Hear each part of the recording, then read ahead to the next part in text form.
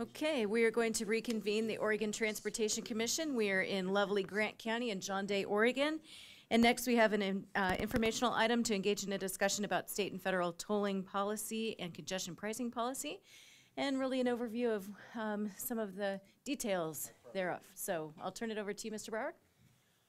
Thank you, Madam Chair, members of the Commission. For the record, I'm Travis Brower, ODOT's Assistant Director, and we are here today to really start an in-depth discussion with you on tolling and congestion pricing policy. You'll recall for those of you who were on the Commission a little over a year ago, we had Cambridge Systematics come in and with ODOT give you a overview of some of the tolling and congestion pricing policy. That was before the legislature passed HB 2017 as sort of a precursor to what we knew was going to be coming. And now, obviously, you have a task in front of you. So today, we are going to walk through some of the issues to really start building that foundation of policy knowledge and then show you the edifice of policy that you're going to be building as you move forward through congestion pricing. I have with me today Russ Kassler. He is our tolling program manager. This is his first time in front of the Commission, so it is appropriate to haze him. These are just questions. So I have a couple, and And that, to be honest, is really the purpose of today. We're going to talk and give you a fairly high-level overview, knowing that there's no outcome we need today other than for you to gain some understanding and to give us a sense of what issues are on your mind so that we can begin this dialogue and begin working through some of these issues. We need to know what you need to know, what you don't know, what you want to know, etc. So we are going to talk about, starting off with two of the primary objectives of tolling: congestion management and transportation funding. And then we're going to talk about the federal policy and legal framework. We'll go through the state laws and rules. We talked a little bit about some of that earlier around the State Highway Fund, constitutional restriction. And then Russ is going to talk about some of the key tolling policy areas, 4 of them in particular, that you're going to be diving into in the future. This is going to be one of those interactive discussions, so don't wait for us to finish our presentation. If you have a question, dive on in and just ask away. So I'll turn it over to Mr. Kassler now, and he can talk you through tolling objectives. Thanks, Travis. For the record, Chair Boehne, members of the Commission, my name is Russ Kassler. I'm the tolling program manager within ODOT's Office of Innovation. As Travis mentioned, there are 2 primary objectives that toll authorities seek to accomplish by pricing a roadway, bridge, or tunnel, and those are congestion management and transportation funding. This may seem obvious, especially to those of you who have been participating in the Value Pricing Policy Advisory Committee. But it's important to start with this conversation because the primary objective of a tolling project will dictate various technological features of the project and, importantly, as we're here to talk about today, some of the policy decisions that you as commissioners will be asked to make. And while these objectives are not mutually exclusive, certainly congestion management projects can produce revenue and funding projects can manage congestion. There are common features of each kind of project that should be understood early in the process, especially by a new toll authority that may be seeking to accomplish both goals, either in the same project or in the same corridor. So generally speaking, in projects that seek to produce transportation funding, these are some of the features that we see around the country, and that's fixed or variable pricing. And there will be some terms that I throw out here. There's an attached glossary for those of you who are less familiar with some of the terminology. If I hop into jargon, you can ask questions and let me know. But fixed pricing is exactly what it sounds like. It's a flat toll. Variable pricing is a toll that is set on a schedule that's decided in advance. It varies by time of day, but in contrast to dynamic pricing, it itself is fixed in advance.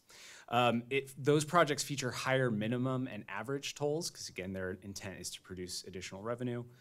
They generally feature tolling all hours of the day and fewer exemptions for different types of vehicles. In contrast, projects that are intended to manage congestion, improve system efficiency, will feature dynamic pricing. This is pricing that uses an algorithm that looks at real-time traffic conditions, updates that price in response to actual demand of the facility. Those projects also tend to feature a higher maximum toll but a lower average toll. They're also often paired with HOV or transit exemptions to maximize person throughput over vehicle throughput. And this pricing occurs primarily at peak times. There are some toll authorities that feature no tolling at really low demand times, like late at night or early in the morning. And going forward, you're going to be weighing both of these objectives. So as policy decisions come before you, just know that you'll be expected to sort of put your fingers on the scale. It's also a part, as you'll hear later, of existing state policy. And so your role is in part to ensure that whatever pricing projects the state may approve have clear, consistent, and coordinated objectives, and again, seek to do these things. Here's some examples of different pricing projects and their objectives. So more frequently with the pricing of existing lanes, this is done to improve management or transportation system efficiency, either single lane or multiple lanes. And on the other hand, for a widened or rebuilt bridge or reconstructed facility, those projects are tolled primarily to produce additional transportation funding. So I'll hand it back at this point to Travis, who will take you through federal laws and pilot programs that apply to tolling projects on the interstate highway system or any highway funded by federal aid highway dollars. Yep. As you know, the Commission is required to apply to the Federal Highway Administration by the end of the year for authority to toll. And so this section will talk about how we're going to seek that authority. And you'll find that we need to seek that authority because of a provision of federal law. It's probably my favorite name of a section in U.S. code. It is literally called Freedom from Tolls. I believe this was written into some of the original Interstate Highway Act, but the key section is basically saying all highways constructed under the provisions of this title shall be free of tolls from all kinds. The title covers all the federal aid highway system, not just the interstate. Of course, the initial portion of this does say that there are exceptions in what is called Section 129 of the federal code. But this is the reason why in the United States, tolling has been the exception rather than the norm. Of course, a lot of people will say, well the East Coast, they got all over the place. Most of those were put in place before this section of the code was enacted by the U.S. Congress. So they're essentially grandfathered in. But you can see then it means that without federal approval and without some limited exceptions, tolling is essentially prohibited on federal roads, federal aid roads, which includes everything from less than or greater than a local road. And essentially any arterial or collector is subject to this. There are exceptions, though, as I mentioned. In Section 129, there are a number of provisions that allow for tolling. One of the ones that has been used more frequently is converting a high-occupancy vehicle lane to a high-occupancy toll lane. Now, that's something that WashDOT has done in part up in the Puget Sound metro region, and it was something that we looked at in the value pricing process, and we just don't have a whole heck of a lot of HOV lanes in the Portland metro region, and those that we do have did not appear to be effective if you were to convert it. You can also, yes? Quick question, Travis. If we were to talk about something like a shoulder, would that fall under new capacity or reconstruction?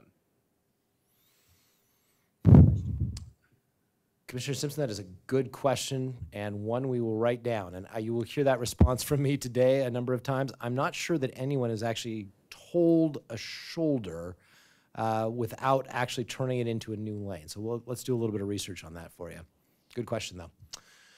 New roads can be tolled. That is actually where most toll roads that are new come from. Texas, for example, has built a lot of new highways and they toll them. We have looked at that on a couple of occasions and haven't found a good application in Oregon. For one, we don't build a lot of new roads. And in a lot of cases, you still have diversion challenges because who's going to drive on the new road and pay $3 when there's another alternative road available? The third area is reconstruction of roads. And I should note that there's a slightly different approach to bridges. Any bridge, even on the interstate, that you reconstruct can be tolled. And so this is likely the authority we would use on the Abernathy Bridge, where we're going to be widening that bridge, reconstructing it, seismically retrofitting it. It is allowable to toll that bridge under Section 129. The other area where you can toll is new capacity, but this is really tricky because on the interstate, you can only toll the new lane. And in fact, it's even more narrow than that. If you look at the attachment we provided you that has the language, what it essentially says is that you cannot, by tolling, reduce the number of net free through lanes. And that is very challenging, as you can imagine. Even something like our Rose Quarter project actually has no net new through lanes. It is only auxiliary lanes.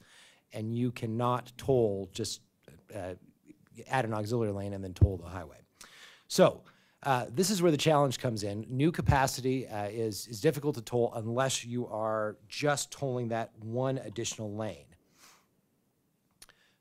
There are, however, a couple of other pilot programs that Congress has approved over time.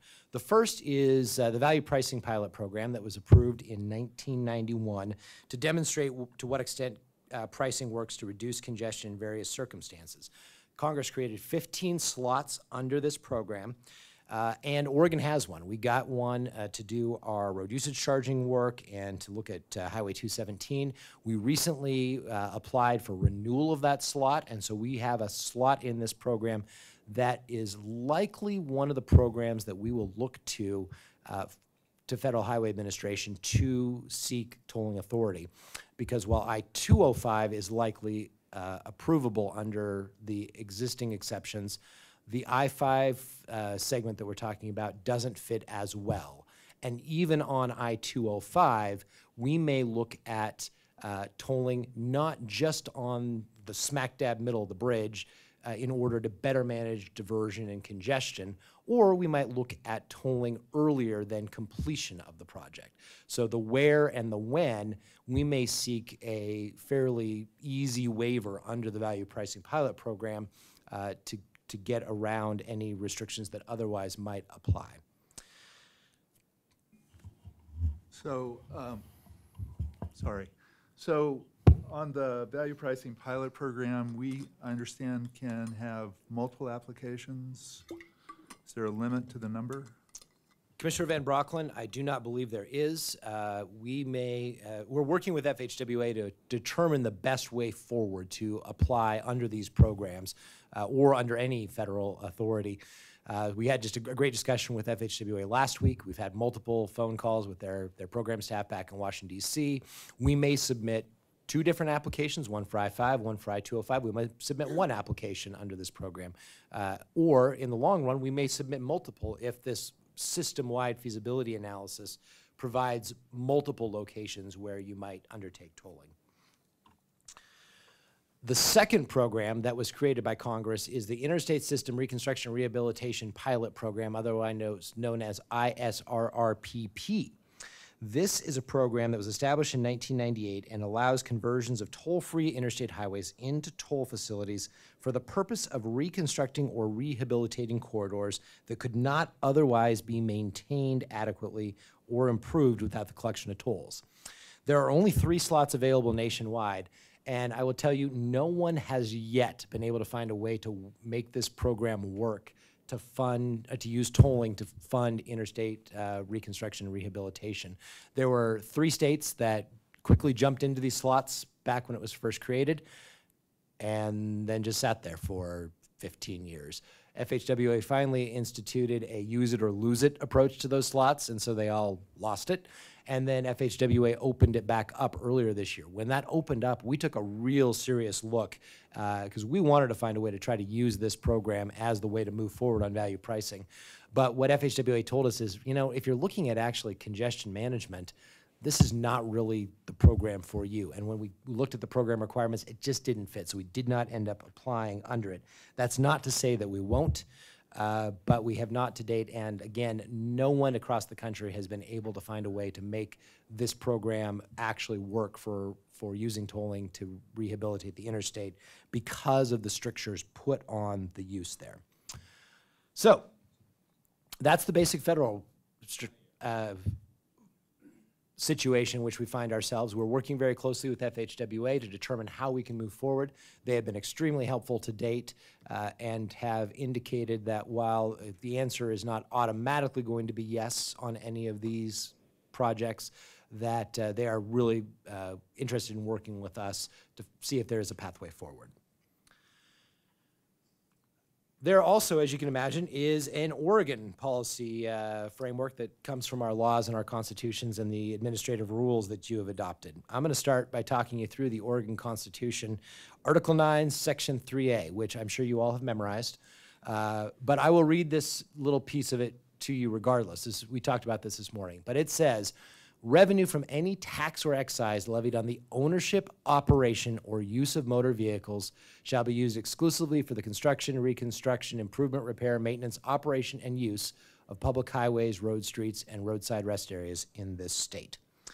That is a really important section of the Oregon Constitution, because what it means is it is very clear toll revenue will be constitutionally restricted for highway purposes. I don't think that that's really anything that is in question. And as you talked about earlier, in your direction to the agency, that the money will be used on the transportation system, that is entirely consistent with this constitutional restriction. The question that we are now exploring and have asked our attorneys at the Oregon Department of Justice is, given that constitutional restriction, when this toll money goes into the state highway fund, or into, in this case, the congestion relief fund with this restriction on it, what are the opportunities to use that? We obviously know it can be used for roadway projects. We could use it to widen I-205. We could use it for roads. We know we can use it for bicycle and pedestrian infrastructure inside the right-of-way, but not outside of the right-of-way. But what opportunities are there to use it for highway purposes that might facilitate better public transportation, for example, or might facilitate better bicycle and pedestrian transportation? We know we cannot pay for transit operations. We can't cut a check to TriMet from this money to operate more buses. But are there some ways that we could find projects that would benefit buses or public transportation, intersection improvements, shoulder running, whatever it might be, that would be eligible because it is a highway purpose? And so we are exploring that right now and hope to get some guidance from DOJ about how far that allows us to go. For example, if there was a dedicated bus lane, does that mean only the bus can use that lane? Commissioner Simpson, that's exactly what we're exploring right now. If there's a dedicated bus lane that only a bus can use, could we pay for it out of the highway fund, or out of the congestion relief fund in this case, given this restriction? That's a question, I think we asked that exact question to DOJ, and hope to get an answer that will help inform, as we go forward, this discussion about mitigation and investment in better transit service. So I will hand it back to Mr. Kassler now, who will walk you through the statutory and administrative rule framework, as well as the policies that the Commission has adopted. Thanks, Travis. So as we mentioned before, even though ODOT does not currently operate any tolled facilities, it doesn't mean we're starting from scratch, and that's a good thing. Oregon Revised Statutes Chapter 383 establishes general statewide tollway provisions. It was first enrolled in 1995. There have been subsequent updates as other toll projects have been considered. The OTC tolling roles and responsibilities are contained in here specifically to designate and improve toll facilities and set toll rates. You are the toll authority. If you didn't know that before, you certainly do now. It establishes the state tollway account, and with House Bill 2017, the Congestion Relief Fund, separate pots of money where toll revenue would go into, and provides some restrictions around the use of those funds. It provides toll revenue bonding authority, sets rulemaking authority, requires interoperability with Washington, and not included here on the slide, it ensures privacy of toll customers' data, which is another important piece of this chapter. However, parts of this statute will need updating.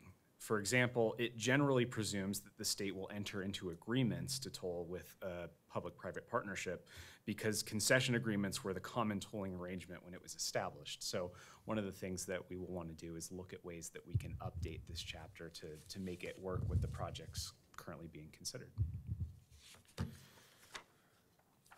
We also have, you as the commission, have utilized rulemaking provisions from that chapter to set up a number of key provisions in Oregon Administrative Rule Chapter 731, Division 40. Most importantly, this division outlines the process for initiating, evaluating, authorizing, and administering a toll project. Think of these rules as the foundational nuts and bolts for tolling. Similar to statute, though, these rules will need updating, including the process for reviewing and approving toll rates. Again, it generally assumes a P3 proposer. Specific rules for toll projects on interstate bridges that were put in place during the CRC conversations. We may need to make this language more general or makes separate rules specific to future projects. It reinforces interoperability provisions within statute and specifically mentions Washington, but what about California or other toll neighbors who may want to be interoperable with our state? And it sets civil penalties for failure to pay tolls, but we may need to look at other toll authorities and identify enforcement trends. More on that later.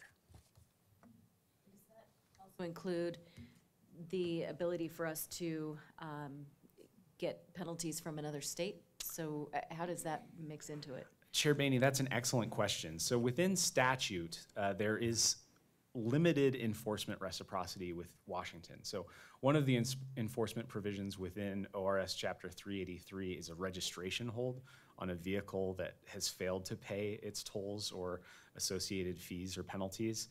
And that is something that DMV can act on both for outstanding tolls within the state of Oregon and if we receive that information from Washington. But it does not include other provisions and reciprocity provisions for enforcement outside of that.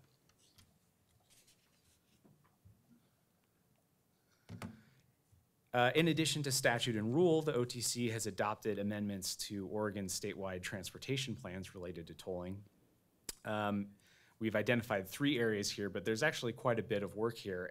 And the important thing to note here is that in general, these policies don't appear to require updating at this time. They seem consistent with the feasibility analysis and PAC process we've just been through, which is good. Updates to the OTP and OHP in 2012 stress the value of considering pricing strategies to manage congestion and finance capital projects. They also require toll projects to have clear, consistent, and coordinated objectives to ensure the public's trust. And as I mentioned before, that's one of your roles will be making sure that those projects have those objectives and meet them. And finally, OHP policy requires the state to implement all electronic toll systems, which are interoperable with neighboring jurisdictions, and that can also facilitate cash-only motorists. That's an important point here. It's probably the question I get asked the most by friends, relatives, members of the motoring public who are interested in what I do. It's important to note that there will not be toll booths or toll plazas. One thing, no change baskets. It's one of the, again, it's a good thing, especially for toll projects that aim to reduce congestion because toll plazas are an outdated technology, antithetical to improving system efficiency.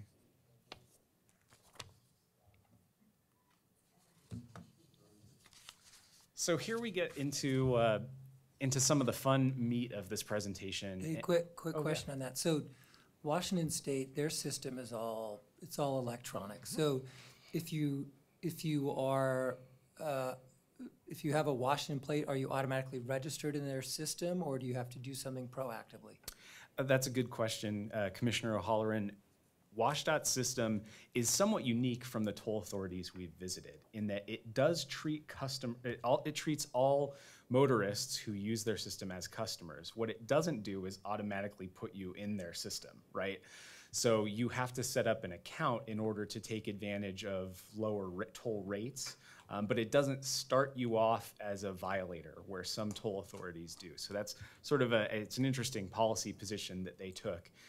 For folks who have not yet enrolled either a transponder or their license plate in a good-to-go account, then they will contact the appropriate DMV, find the address on file for the registered vehicle, and send the toll bill there. But Yeah. they will not immediately assess a fee, so they will not, or a violation, so they won't treat you as a violator. So out of state, anyone who's driving with a non-Washington license plate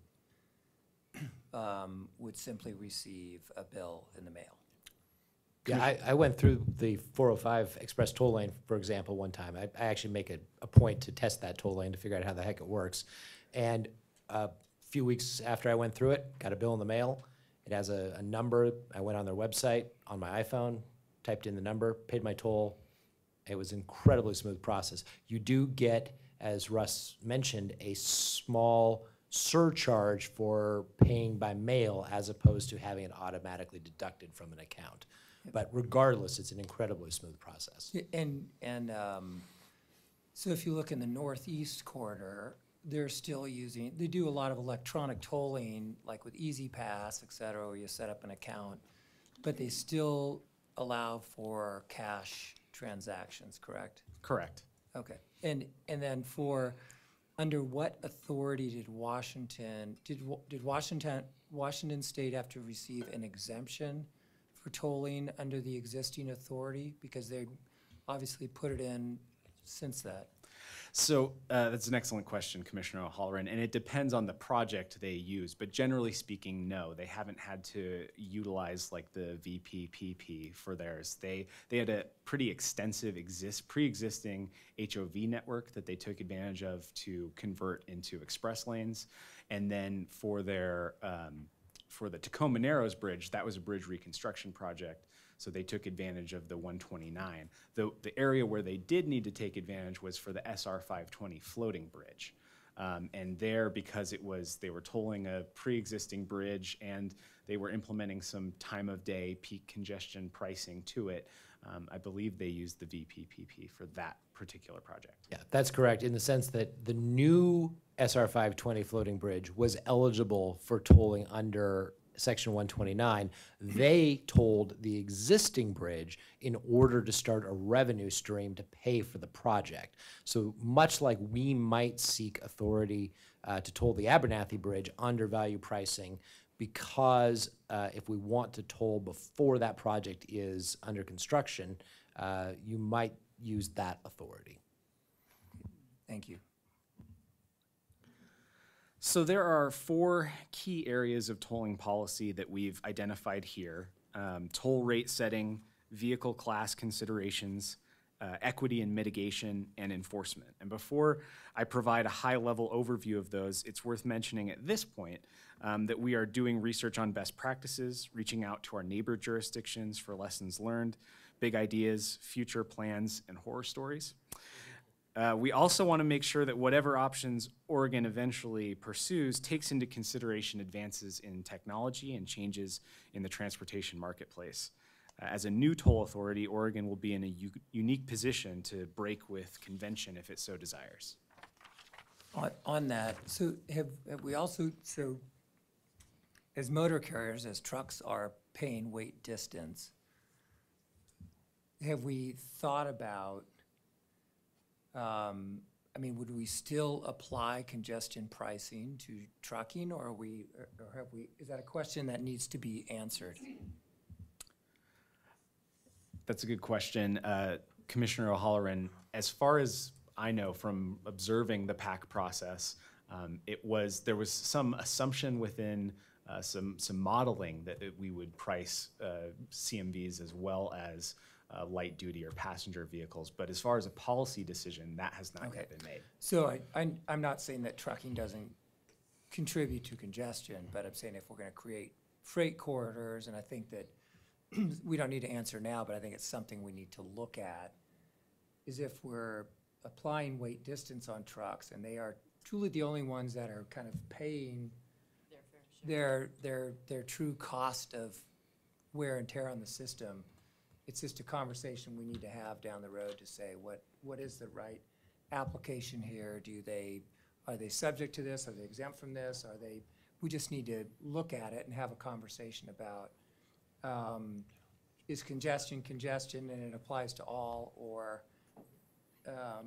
because we feel they're carrying a weight, should it be different? I think that's factored into the exemptions, and then also the discounts that we were talking about too, because I think it would be, there are many facets to that in terms of, we want to make sure that there's equity, and that's also a piece of making sure that in terms of what we pay, and but that definitely from one of our partners, that's part of the exceptions piece. Yeah, and Russ will, oh, good. Yeah, as are, low income, obviously, people that where it's a really disadvantaged impact or disproportionate impact. Thank you. Yeah, and Russ will talk a little bit about that in the next slide, but in general, the principle of cost responsibility among different vehicle classes is enshrined in the Oregon Constitution in Article 9 as well. And regardless of whether you choose to include or exempt trucks in that, the contributions of light vehicles versus heavy vehicles, including tolls, would be factored into our highway cost allocation study. And so generally, the approach we've looked at when we did the I-5 Columbia River crossing, for example, we would have toll rates for individual cars and then higher toll rates for trucks to recognize that cost responsibility that they disproportionately impact the system, and they benefit significantly from that investment in congestion relief as well. Excellent segue into that first area of consideration, setting toll rates. The first thing that's important to note here is that you will not need to make every aspect of these decisions. Much of the heavy lifting will be done in the planning and NEPA stages. Instead, the key takeaway for you as a rate-setting body is to identify the values and needs of the users and align those with the objectives and performance goals of the toll project. But to give you an idea of the considerations at play, here are some of the dimensions of toll rate setting. As I mentioned earlier, House Bill 2017 clearly sets up that for congestion pricing purposes, there should be some variation, some consideration of time of day and peak usage, right? Demand on the facility and pricing. But there are a number of ways to do that. Specifically, variable rates that are set on a toll schedule. And there are a number of toll authorities that utilize those so that drivers have additional information about the rate they'll be paying in advance of the trip they take. Or dynamic pricing, which again uses real-time data and actual demand of the facility to set a price. There are advantages and disadvantages to both approaches, but it's important to know that those are out there. For the tolling of heavy vehicles, some places use per axle counts to determine a toll rate. New technology is allowing toll authorities to consider volumetric rates, which is very fascinating, but I haven't yet seen a toll authority that's used volumetric rate to set a toll rate. Toll rate caps are another area of much discussion among toll authorities. Benefits to this is it gives drivers a certainty in the maximum toll that they will pay. The flip side is that it can limit the toll authority's ability to manage congestion if demand dictates that the price exceed whatever the predetermined cap was set at. Times of day are consideration with the hours of operation of the toll facility itself. Again, if demand drops off precipitously late at night or early in the morning, does it make sense to price? And then toll rate by payment method. Washington's a good example. Our neighbors to the north have a different rate by mail because of the additional processing charges, the postage and handling required to process toll payments by mail. How often do rate-setting bodies revisit their rates? And because there are a lot of unknowns right now in terms of what we will be seeing and how rideshare and all these different technologies and different things coming online are going to impact our system. What does that look like? That is an excellent question, Chair Boehne. We've seen it done differently in different places, as you might expect. Some toll authorities, their boards that set toll rates meet every year. Others meet and set like 5-year plans. And so it just would depend on, that is not articulated in statute or in rule currently. So one of the things that I think we get to decide as a new toll authority is how frequently those toll rates should be set. One thing I would note is your neighbors to the north, the Washington State Transportation Commission, their primary function at some level as an organization is as the toll rate setting body for the state of Washington, both ferries and toll roads. And we anticipate that we will have joint sessions with them for you to learn about this. And especially if you're going to be talking about annual joint West Coast meetings, we may want a specific session in the not too distant future with them on just that topic, because they've learned a lot of lessons over time. WashDOT has been very clear. They've made a lot of mistakes. And so we will, as I've told many people, make sure that we don't make the same mistakes as WashDOT. We'll make different mistakes. It's an excellent assurance. I've got a comment and a question. The comment is the bill, as I read it, gives us a lot of flexibility in this area because it says that value pricing may, there's a lot of shalls in this. This is a may, not a shall. Value pricing may include, but is not limited to, variable time of day pricing. So we may look at variable pricing. We may look at other things, either in lieu of or in addition to. So I think that's, unless the Justice Department is taking a different view, I think that's the correct read. My question is, in the bill, there's a reference to value pricing setup project. What is value pricing setup project? Oh, Commissioner Van Brocklin, it's a funny story, along with a lot of other funny stories. Another funny tolling HB story. 27. Excellent. No, We needed one. It's actually, okay, I set that up and now it's going to flop miserably because it's not actually that funny. There were a lot of little things in HB 2017 that were in early and then dropped out. I mean, as you know, there was at one point, it was an $8 billion program and then became a $5.3 billion program.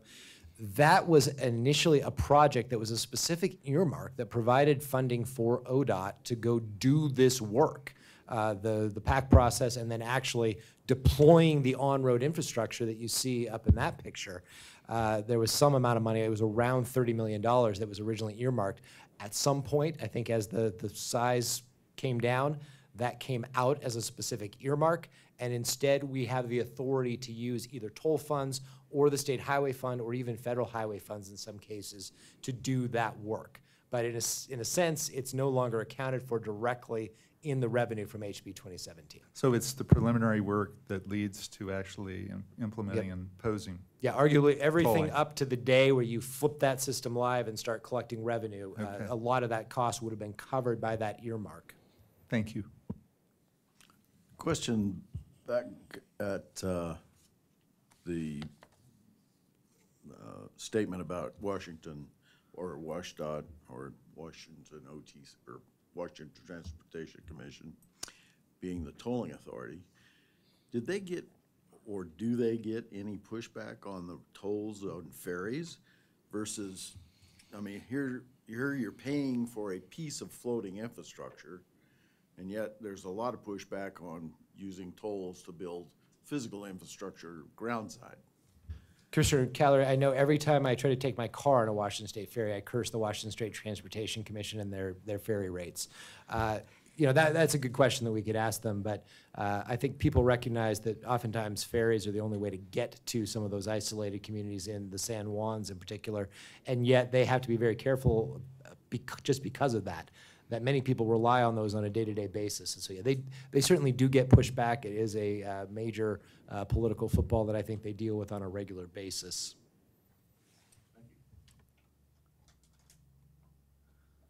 The next area of policy consideration is around vehicle class exemptions or reduced rates. They are often implemented to incentivize certain user choices or achieve project outcomes, and there are a wide range of examples. Certainly, the more common examples we see are for high occupancy vehicles, for transit, emergency vehicles, even motorcycles or clean air vehicles. But with any of these options, policymakers will have to balance exemptions with other project objectives. Exemptions are often difficult to enforce and can lead to a slippery slope of unintended consequences. For any potential vehicle exemption or rate reduction, Oregon will need to consider factors like revenue gain or loss, impact on system performance, and the cost benefit of enforcement. Questions there? So on that topic, so in taxation, we have, in many states, federal government, a graduate income tax, and it's an ability to pay concept. Do you know of any states that are using essentially a graduated tolling concept to take into account? I'm thinking about this in the context of the equity comments that have been received throughout the process. Sure. Is there a successful system that maybe exempts out people of a certain income category? If you make below X, you're totally exempted, or you get a reduced rate or something like that. I know some people don't like graduate income tax, they prefer a flat tax or something else, but we in Oregon have a graduate income tax. So I'm just curious whether out there you're aware of any system that does kind of take this idea of ability to pay to some degree, or at least exempts out kind of the least able to afford additional costs. Yeah, Commissioner Van Brocklen, I'm not aware of any state that has been able to put in place that sort of progressive income tax type concept of a progressive toll. Russ will talk about this in just a moment, actually, around equity and some of the things that are going on there. I will tell you that the research we've reviewed does show that there is, in a sense, tolls are somewhat progressive in the sense that higher income individuals pay a larger portion of their income in tolls. Most, particularly when you talk about congestion pricing with higher rates at peak hours, most lower income workers are not traveling by car on highways or freeways at peak hour. They're more likely to work or use public transportation. They're more likely to use local streets than the highway. They're not traveling as far sometimes. And also they are less likely to travel at peak hours because oftentimes they're in service industries. They don't have the traditional, 8 to 5 type jobs. Now that is in no way to downplay the impact this policy regime could have on lower income Oregonians and people from Southwest Washington. And Russ will talk about how we will look at mitigating some of those impacts. And it may not even be the best idea. It's just something that I was thinking about. There may be many other or better solutions to that issue. It is an excellent segue into the next area of focus, which is around equity and mitigation. One of the policy areas where stakeholders have already identified several priorities through the PAC process is equity and mitigation. From their recommendation, we know that improved transportation options, including access to public transit services, is a key strategy. We also know that special provisions are needed for environmental justice populations, including low-income communities. Finally, we understand that diversion strategies should be incorporated to minimize and mitigate negative impacts to adjacent or affected communities. Here's what we've seen other places, to your question, Commissioner Van Brocklen.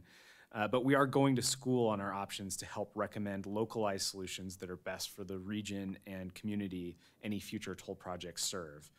We have seen reduced toll rates or subsidies for individuals. I'm thinking specifically of a Virginia DOT program that waives certain fees and that allows for some toll refunds. Monthly account caps for people who reach a certain level of tolling within a month, though that, you'd have to balance against project goals around congestion management, because if they reach that cap, then the incentive to make other choices during peak times goes away. Transit-based earned toll credits, especially if a toll authority works in conjunction with the transit provider in that region. We went down and visited LA Metro. They, of course, are both a transit provider and an operator of express lanes. And so if people make a certain number of rides on their transit service, they earn toll credits back. Leveraging existing programs that already do means-based identification, like EBT programs, allowing for people to pay using those programs. That's what our neighbors to the north do.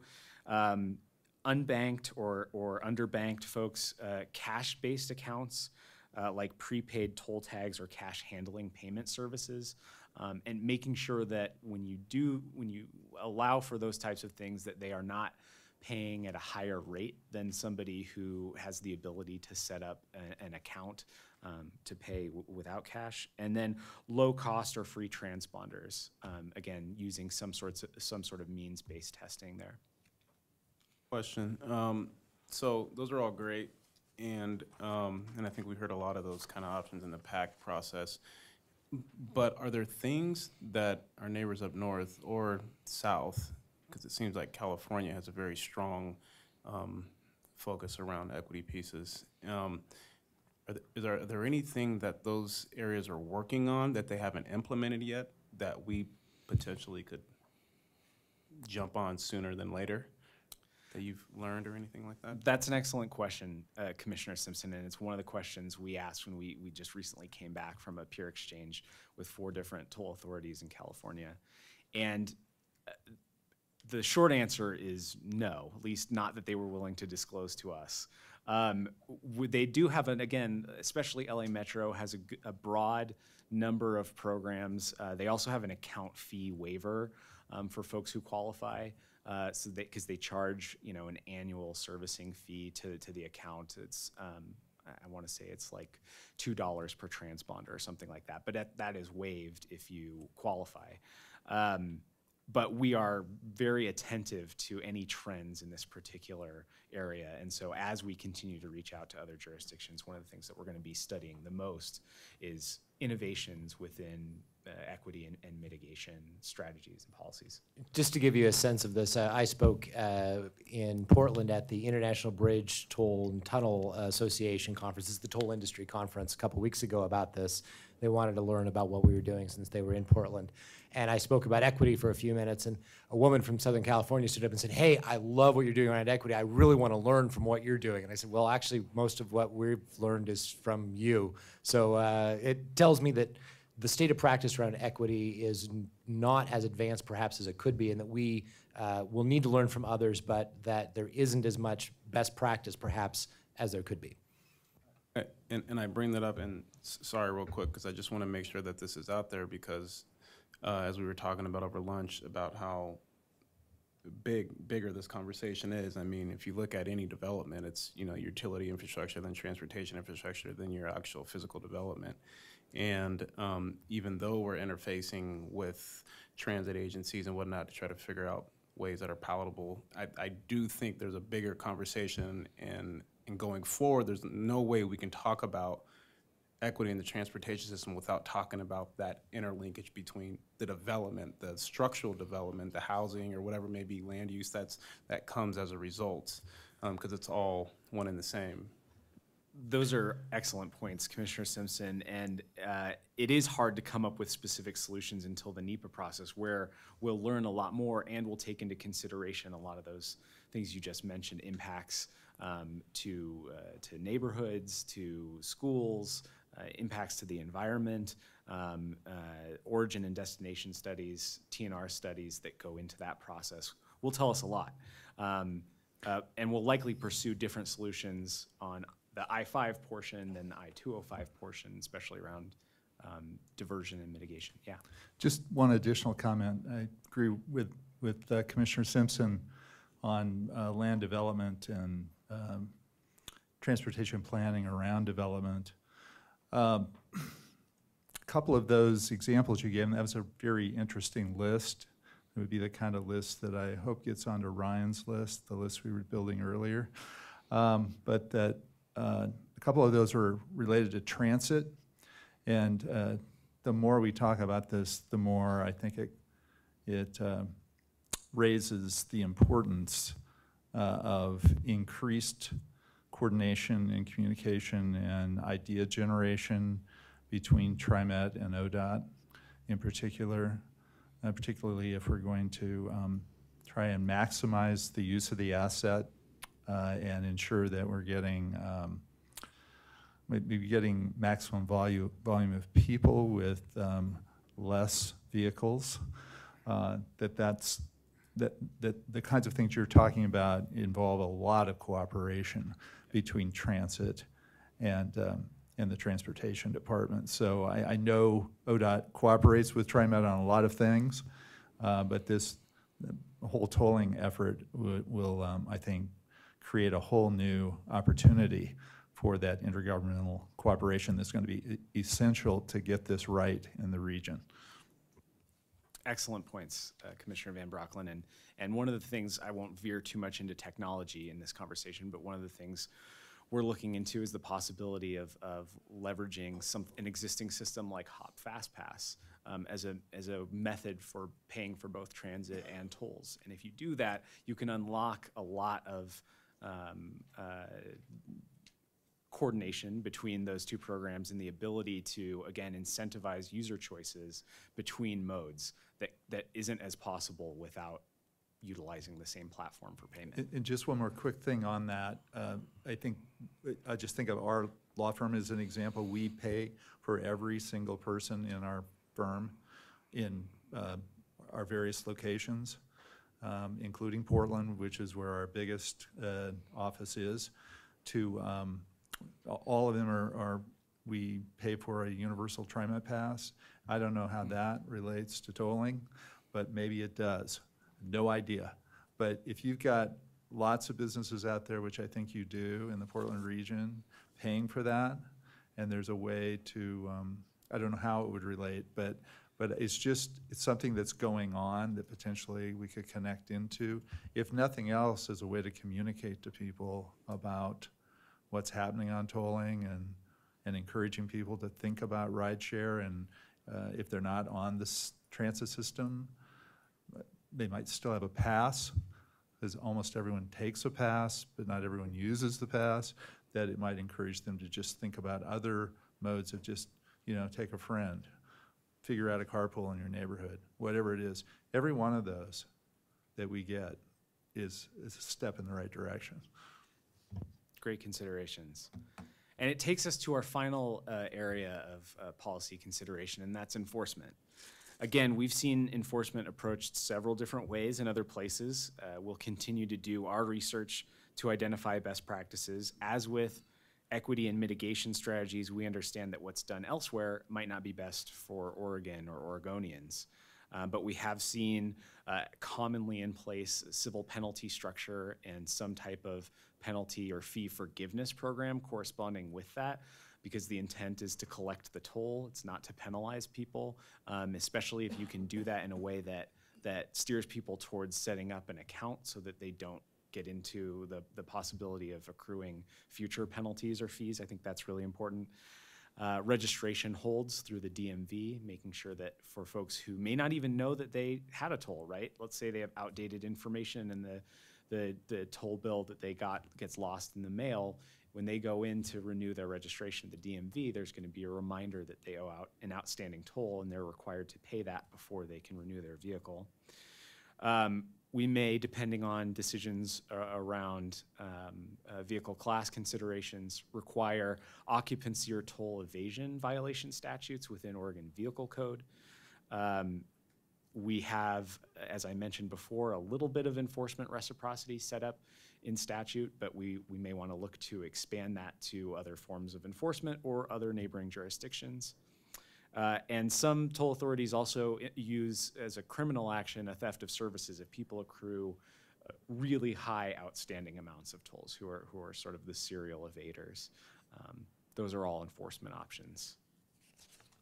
We take into account, we have a fair amount within our communities that have maybe track phones, don't have bank accounts. And I think that goes into this options piece too. I would really want us to mine down into the data of what our population looks like in terms of transit options and using private vehicles. We know that if we can get them on transit, there's a cost savings of that vehicle overhead. But for many, we just don't have the choice options that would be able to meet their needs and have confidence in the system. How do we deal with those sorts of things? It's a really good question. Travis, do you want to take a stab at that one? So if you're talking primarily about the unbanked and other types of populations that may not have the capability to set up a account linked to a credit card or something else, that is something all across the country that folks work on. I mean, there are some cases, I believe you can buy, for example, in some states you have a small transponder tag that goes into your windshield, and you could buy a prepaid pass, essentially, with a small amount of money. Right.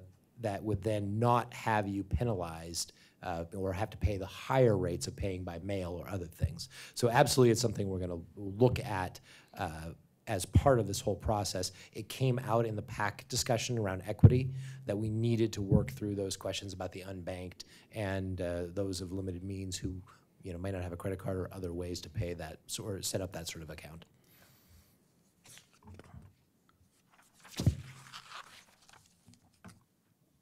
And to reiterate, today's conversation was intended to be a relatively high-level first step in what will be a larger discussion around tolling policy.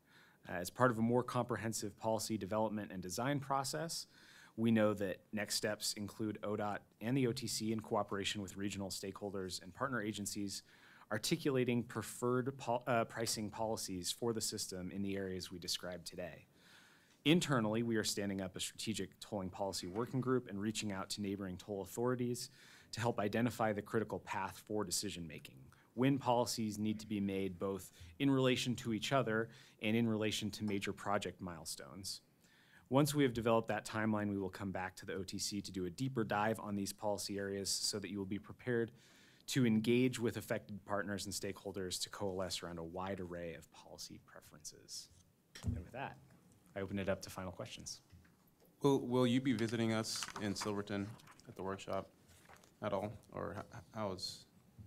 Commissioner Simpson, no, the plan right at the moment is to step back a little bit from this topic, let the development of the application go forward over the next several months, and then in November, we will be back with the actual application to the Federal Highway Administration, as well as, I believe, the draft scope of the system-wide feasibility analysis, and there are some other topics we're going to queue up. For example, we need to understand what the public thinks about this and how we can talk to them effectively.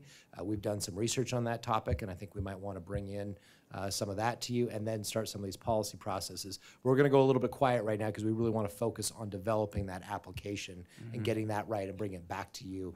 So you'll hear from us again starting in November, and then I would expect you'll be seeing a lot of Russ and Ryan and Judith and a lot of other people darkening your doorsteps to talk about this topic.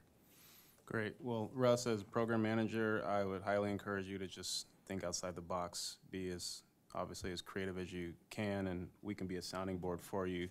But obviously, I'm adamant about making sure that we are a leader in the 21st century as it relates to some of these programs and a multimodal system. Thank you, Commissioner Simpson. I appreciate that, that charge and that trust. And I would also hope that we have an opportunity to learn from the tolling authorities that you visited. So I'll look forward to that report too on what it is that lessons learned or things that we don't want to replicate. Absolutely. So, great. Any other comments or questions? Great job. Okay, thank you. All right, next we have a public hearing, and I have a statement to read very quickly. The Oregon Transportation Commission will now conduct a public hearing on the statewide transportation strategy adoption. Public comments will be limited to no more than 3 minutes each.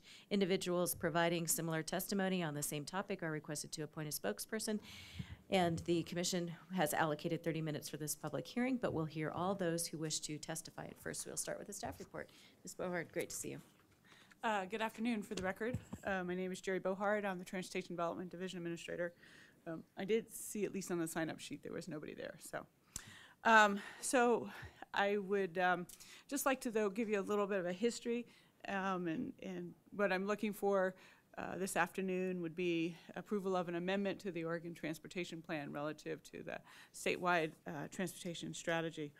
But I would say this really began back in 2009 with the Jobs Transportation Act, which established the need for MPOs, especially Metro, to look at ways to reduce GHG emissions, but associated with light vehicles. And they also, in that bill, asked other state agencies besides ODOT to provide technical information. So this included from DEQ, from ODO, around estimating GHG emissions down to the 1990 levels for each of our MPOs.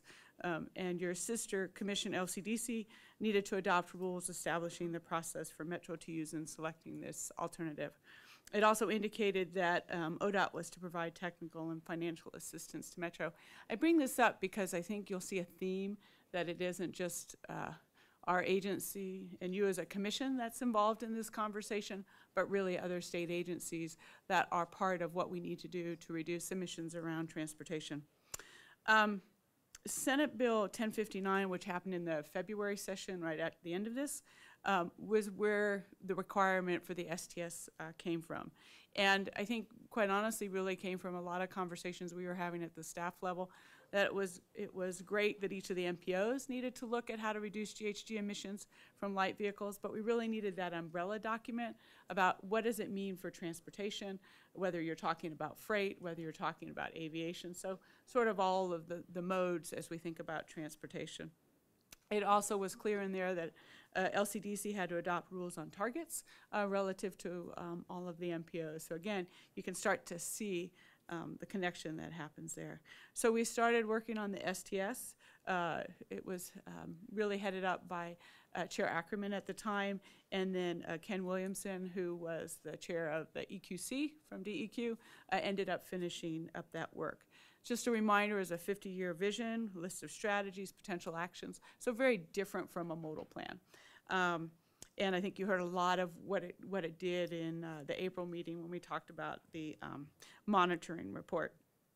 I do recognize at the time when Chair Egan from the commission, there was concerns about sort of the economic implications of this, as well as I think the regulatory implications to our local governments.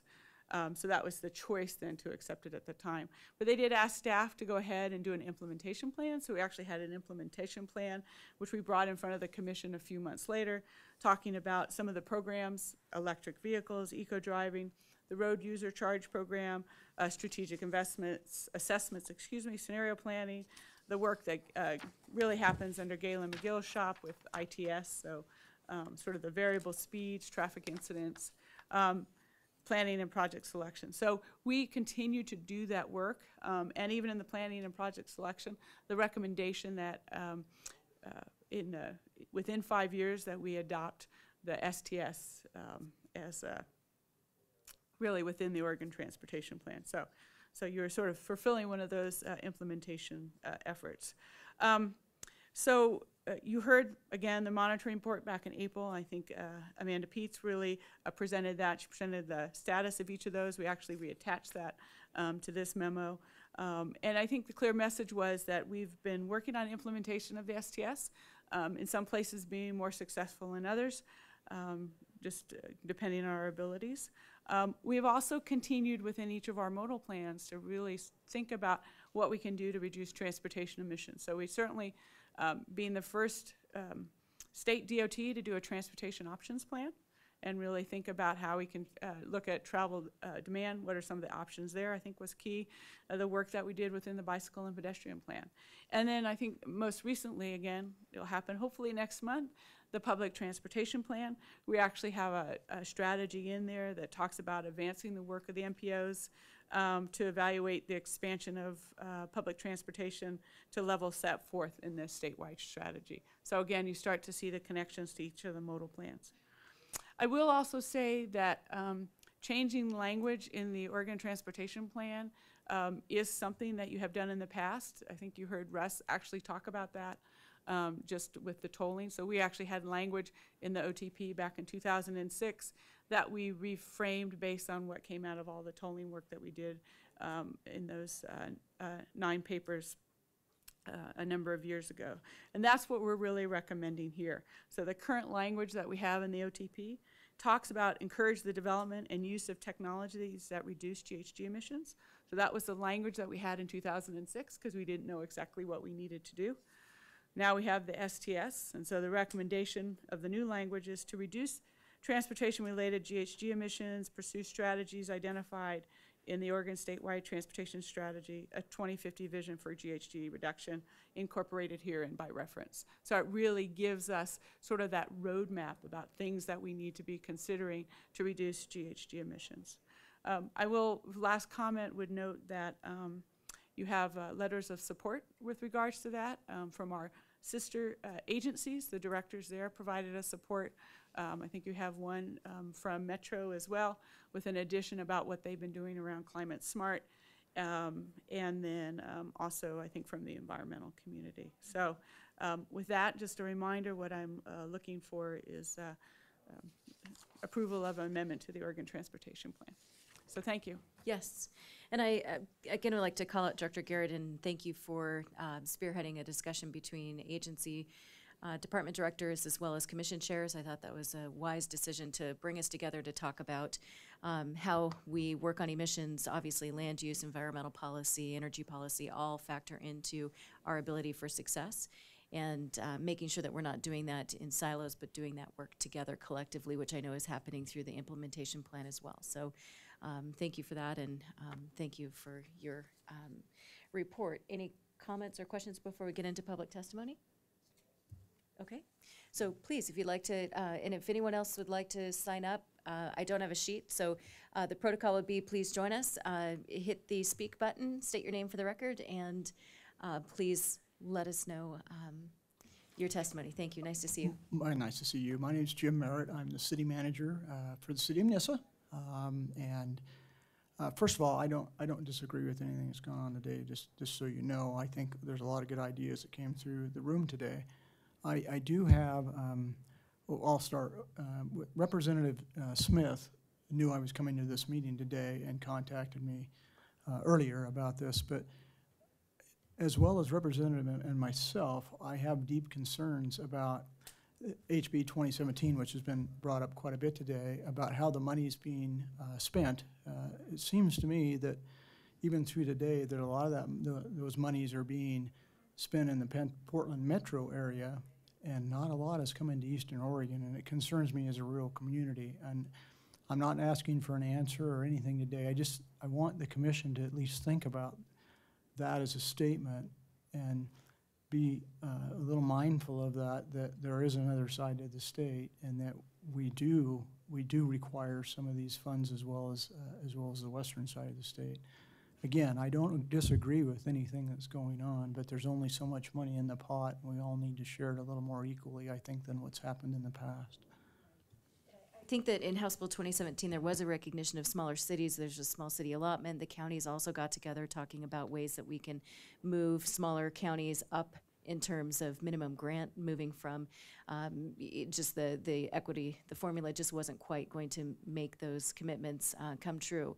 And so as we go forward with increases in the gas tax and reporting back, there's a strong connection between what we do at the state and then what you do on the ground too. So I would encourage an offline conversation about needs that you might have and through your area commission on transportation as well. And the whole premise of House Bill 2017 is for us to be able to bring the state together up in terms of preservation and maintenance of the system, being able to have transit options and some public transportation issues addressed within even smaller communities. Also looking at ways in which the congestion in the metropolitan area is prohibiting some of your goods and such getting from your communities to different parts of the state, so and out of the state primarily. So would love to have a conversation offline and talk with you about some of the needs that you have, and because the hope is that there's something in there to be able to bring your communities and meet those needs. As we've mentioned, $5.3 billion, it sounds like a tremendous amount of funding for the backlog of need that we have in the state as a whole. We are sorely behind in being able to address those needs, but the hope is that we can go forward together. I would agree with that statement wholeheartedly. I know that within my own community, we don't have much on transportation as far as public transportation, and it's very well needed. And so again, I just hope that those monies can be distributed a little more evenly than they have been, as well as our road and infrastructures are sorely in trouble. So anyway, I appreciate your time and I appreciate you listening to me. More importantly, thank you for making time to address us today. Good to see you. Would anyone else like to address the commission on this particular item? Seeing the crowd go wild behind you, Jerry. Okay, so before I close the public hearing, any reason, anything else we'd like to put on the record for this? Okay, so I will go ahead and close the public hearing on the statewide transportation strategy. And I would, if we don't have any other questions or comments, I would welcome a motion. Madam Chair, I would move that we adopt a statewide transportation strategy to amend it to include the greenhouse gas emission reduction plan into statewide policy as described. Is that adequate? Meets our needs. Jerry, do you? I think so, just to clarify that this is an amendment to the Oregon Transportation Plan. An amendment to the Oregon Transportation Plan. Is that Yes. That's adequate? perfect. Okay. So moved. Okay. Any further discussion? Okay, all those in favor? Aye. Okay, motion carries unanimous. Thank you very much. Okay, next we have a discussion with Region Solutions, with the Regional Solutions team. So Ken, I'll turn it over to you.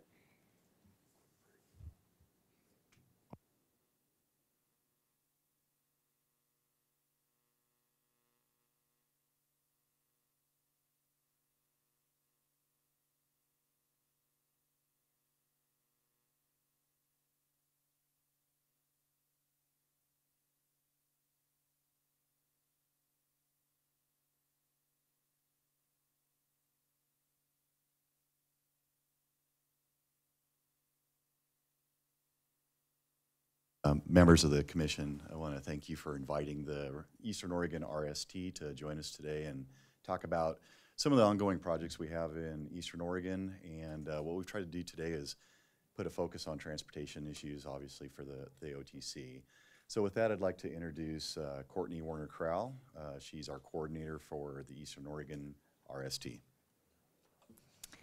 Chair Boehne and commissioners. Like Ken said, my name is Courtney Warner-Crowell. I'm the Regional Solutions Coordinator for Eastern Oregon. So we cover, this team here, for the most part, covers 10 counties in Eastern Oregon. We are comprised of sort of two different regions, one which is called Greater Eastern Oregon, which has 7 counties, and then Northeast Oregon, which includes 3, Baker, Union, Wallowa. So I thought we'd do sort of a little bit of an introduction, and then we want to actually turn it over to the city manager of John Day here, Nick Green. We have a number of regional solutions projects here in the city of John Day, and we felt like Nick could do a great job of sort of explaining the vision behind that work. So I'll let Scott introduce himself. Oh, good to see everyone again. Good afternoon. My name is Scott Fairley. I'm the Southeast Oregon Regional Development Officer for Business Oregon. Excuse me. I'm Phil Stenbeck, the new Eastern Oregon DLCD representative. And I'm Brian McDowell for Northeast Oregon, Baker Union, Wallowa Counties, Regional Development Officer for Business Oregon. And Nick Green, John Day City Manager. Want to talk about your restaurants closing at 9 o'clock after the meeting. But outside of that, it's great to see you. That is a fair topic of conversation. Okay. I'll just jump in and thank you again for traveling to John Day. We've got a lot of exciting projects in the works. This is really just designed to whet your appetite. So if you'll go to the next slide, I can show you what we're calling the John. I'm not driving yet. Okay. What we're calling the John Day Innovation Gateway. Over the last 18 months, the city has led the acquisition of almost 90 acres of brownfield and undeveloped riverfront and highway frontage property within the city. A large majority of this property were former mill sites that have been closed for several decades, as well as undeveloped property that was owned by the city and was used for our wastewater treatment plant. So what we are proposing to do in conjunction with Regional Solutions and other state agencies is to reorient the community around the John Day River, which has never been a central feature of our land use planning. It's been largely blocked by private property or public facilities that have been restricted access. So we're going to reorient the community to make the riverfront an asset and reconfigure our wastewater treatment plant so that we can really green up this area. We've got about a half mile of highway frontage, and we're calling this the Innovation Gateway both because it's the western gateway to the city and also what we hope will be a gateway to our future. The driver for the acquisition was the need for a new treatment plant. Ours was built in 1947. That was a great year for a lot of things, but in 2018, it's time for it to go. Under that old model, the current plant takes up about 30 acres of the river. What you're looking at on the screen is a wastewater treatment facility designed by Sustainable Water out of Glen Allen, Virginia. That is the entire treatment process for Emory University in Atlanta. And it's the prototype that we're using to create our water hub facility. And this is a project we're doing in conjunction with both Sustainable Water and Anderson Perry. Quick question, that's Sure. gray water, correct? That is actually what they call purple pipe. So it's reclaimed water, Class A reclaimed water that's generated as a result of the gray water that comes in. Got it. Yep. That facility that you're looking at treats the same volume of wastewater that the city produces annually. So we're going to go from a 30-acre footprint along the river down to about a quarter of an acre. What's driving this investment is really our need to diversify our economy and make it more resilient. So the slide you're looking at there is what I call our flux capacitor. Hit my head one night, and this is what I saw. If you remember Back to the Future, this is our model for a sustainable community using assets that are already here. So locally harvested woody biomass converted to torrefied wood products, along with our hydroelectric power, will fuel the new facility, which will generate about 80 million gallons of reclaimed water annually. It almost doubles our water supply. That water, in turn, we plan to convert into use for cash crops and produce in hydroponics facilities. Multi-acre greenhouses that can meet our local need for fresh produce as well as create regional products for export. So these are assets that already exist but are not configured in this way. So what we look at as innovation is taking things that are already here, rearranging them in new ways that create greater economic value. Because we own 90 acres of riverfront, we also plan to green up the whole area. So this will be the driver. This is a picture of what our proposed facility will look like. It's part greenhouse, part wastewater treatment plant that'll produce the water. These are examples of the nutrient channels that are used to grow the crops indoors. And because this is 100% renewal, we're also going to harvest the biosolids for composting and reapply those to the land. So what before were liabilities that we had to manage because the wastewater was indirectly injecting into the river, we're now going to land apply and use in these new industries. And it'll be our version of a riverfront that meets the local culture and values. So it'll be commerce, recreation, amenities for the community, as well as something that integrates advanced technology and opportunities for higher education and research. This is really just eye candy, but it gives you a kind of an image of what we're going for. So public spaces where the community can meet and gather and socialize with each other, all driven by this new asset that we've never had before, marketable Class A water. Opportunities for farmers market to convert some of those existing planer sheds and other assets into community spaces and gardens. And this is a zoomed-in picture of that 90 acres, what it may look like when it's completed. So we've enjoyed a lot of support from Business Oregon and the Regional Solutions team. Over the last 18 months or so, we've successfully raised over $3 million toward this and other city projects, primarily grants through DLCD and ODOT. The master planning for this area will be through a TGM grant, which the city received in 2017. DKS is the prime. Walker Macy will be the landscape architect. And so they'll design the area plan, working with Interflu for the riverfront restoration and JLA. Anderson Perry's our lead engineer on the treatment plant. And we've had wonderful support from state agencies. It looks like alphabet soup. I mean, we're touching everybody, OPRD, Water Resources, and we're just now beginning to branch out into the federal domain. And we also have a budding partnership with Oregon State. So a lot of excitement around this project and the opportunities. Euromex is going to be our partner on the greenhouses. They're a company out of Spain and Mexico, so this will be foreign direct investment in John Day with the opportunity to export to regional markets and potentially globally once we reach our full-scale model. The transload facility in Nissa will be a great opportunity for us as well to leverage some investments the state's already made in that area to enhance our economy. D.R. Johnson, Valerie Johnson with the D.R. Johnson Lumber Company sold the 53 acres of millfront to us for less than $10,000 an acre, which was really exciting. So I just felt a tremendous outpouring of support, a lot of heavy lifting still to do, but this is hopefully going to be an exciting new day for John Day. I'm intrigued and excited. Your population is a little over 1,700, and sometimes it's easy to turn a ship that size, and sometimes it is really difficult to turn a ship that size. And so, and I suspect, you know, your population that's in the unincorporated area too. Would you mind just a flyover in terms of your community visioning process and how you got to this place? It's been extensive. You know, as we canvassed the community and reached out to different groups, there was definitely a strong desire to see that mill corner improved.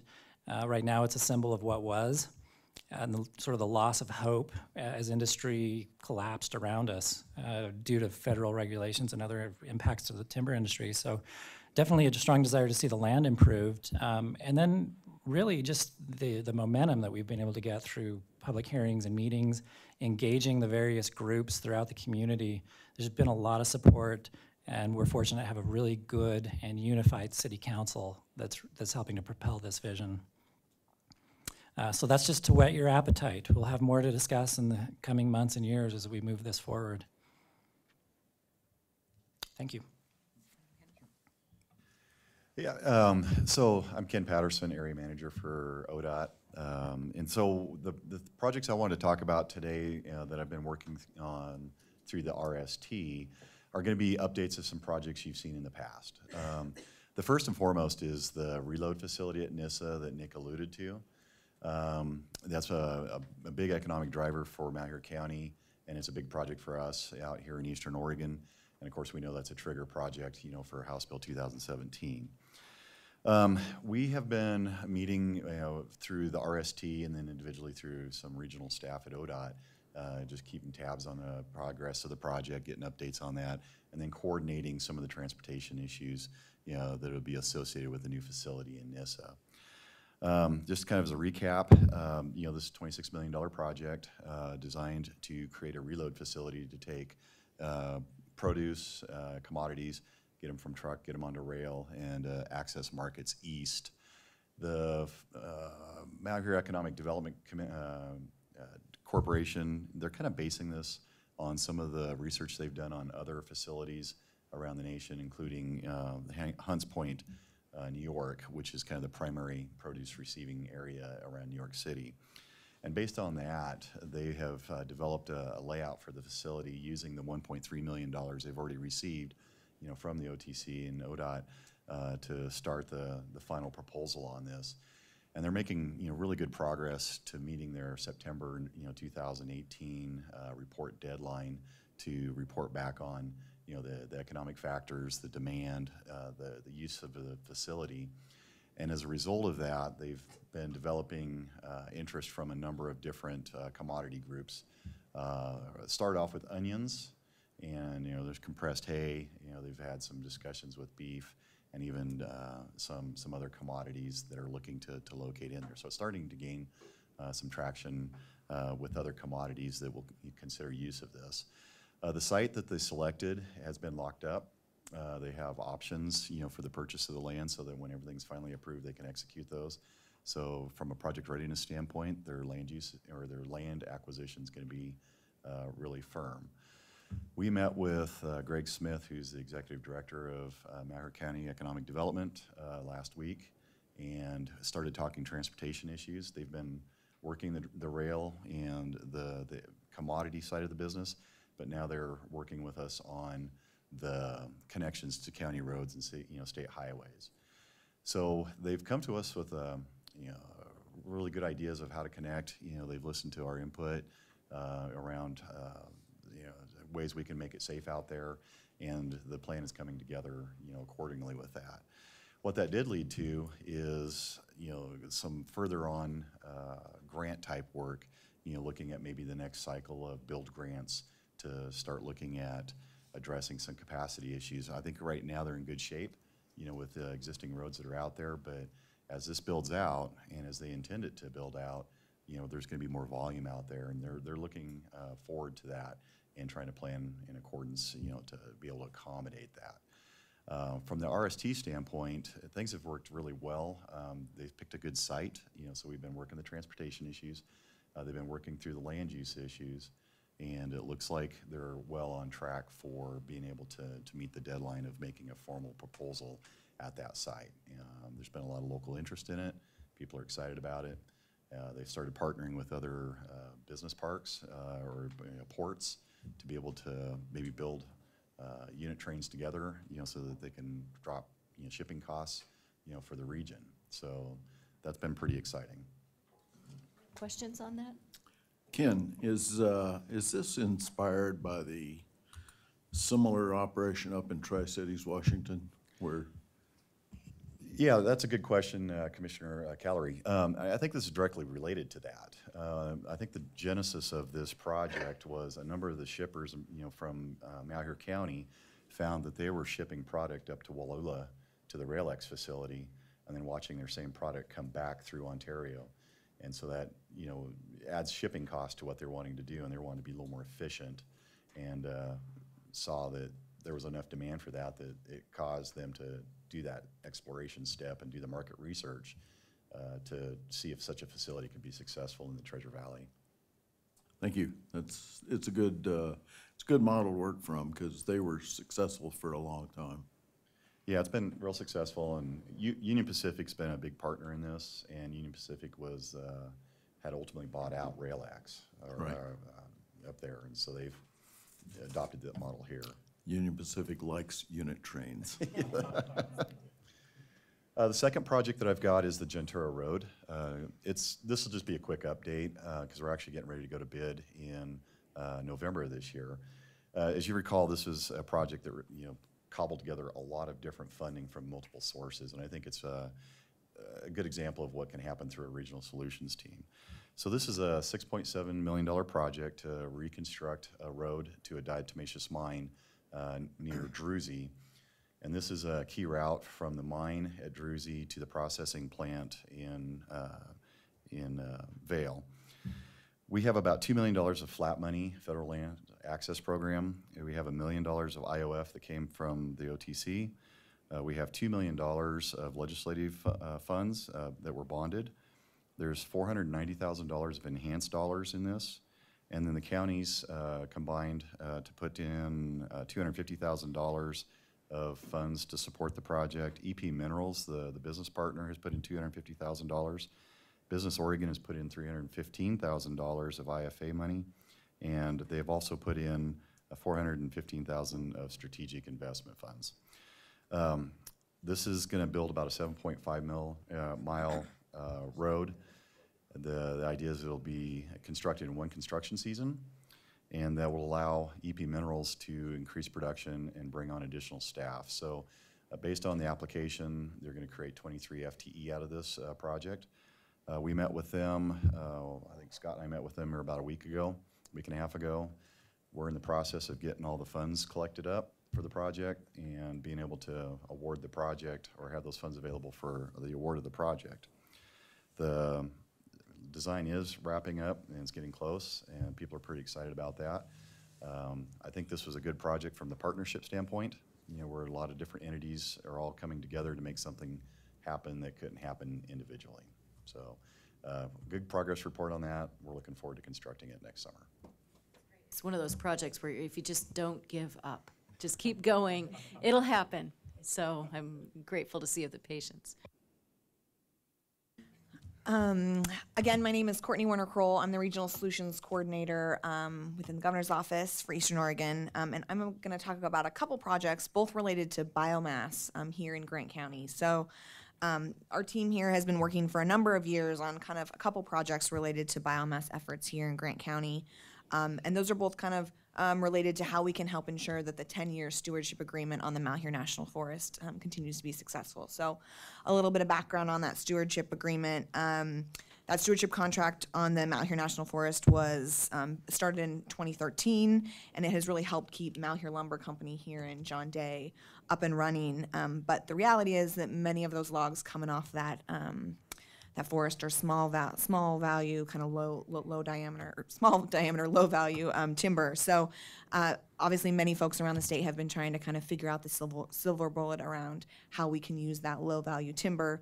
And we have a couple projects that we've sort of invested in and worked through the past few years related to that. So The first is after the 2015 legislative session, the Regional Solutions Advisory Committee recommended giving over $800,000 in regional infrastructure funding, which is kind of the regional solutions money, for Iron Triangle Logging here in John Day to purchase a biomass breakdown facility and add some new equipment to start both stacking and storing and a firewood production line. So in addition to that, in addition to sort of that investment here in John Day, it allowed Iron Triangle to store over 800 truckloads of biomass in Seneca, down south, to be used for post and pole production. So the facility here in John Day is up and running. It's actually adjacent to the Innovation Gateway that you kind of heard about from Nick, and it's created 10 jobs here in the local economy. And sort of additionally and sort of connected is a project you guys actually heard about last year when we met with you, which was the Oregon Torrefaction Project. And this project has made some huge strides in the last year. And kind of a reminder is the Oregon Torrefaction Project is it's a collaboration between the U.S. Endowment with Forestry and Communities and Bonneville Environmental Foundation and Ochico Lumber. So those are kind of the three partners.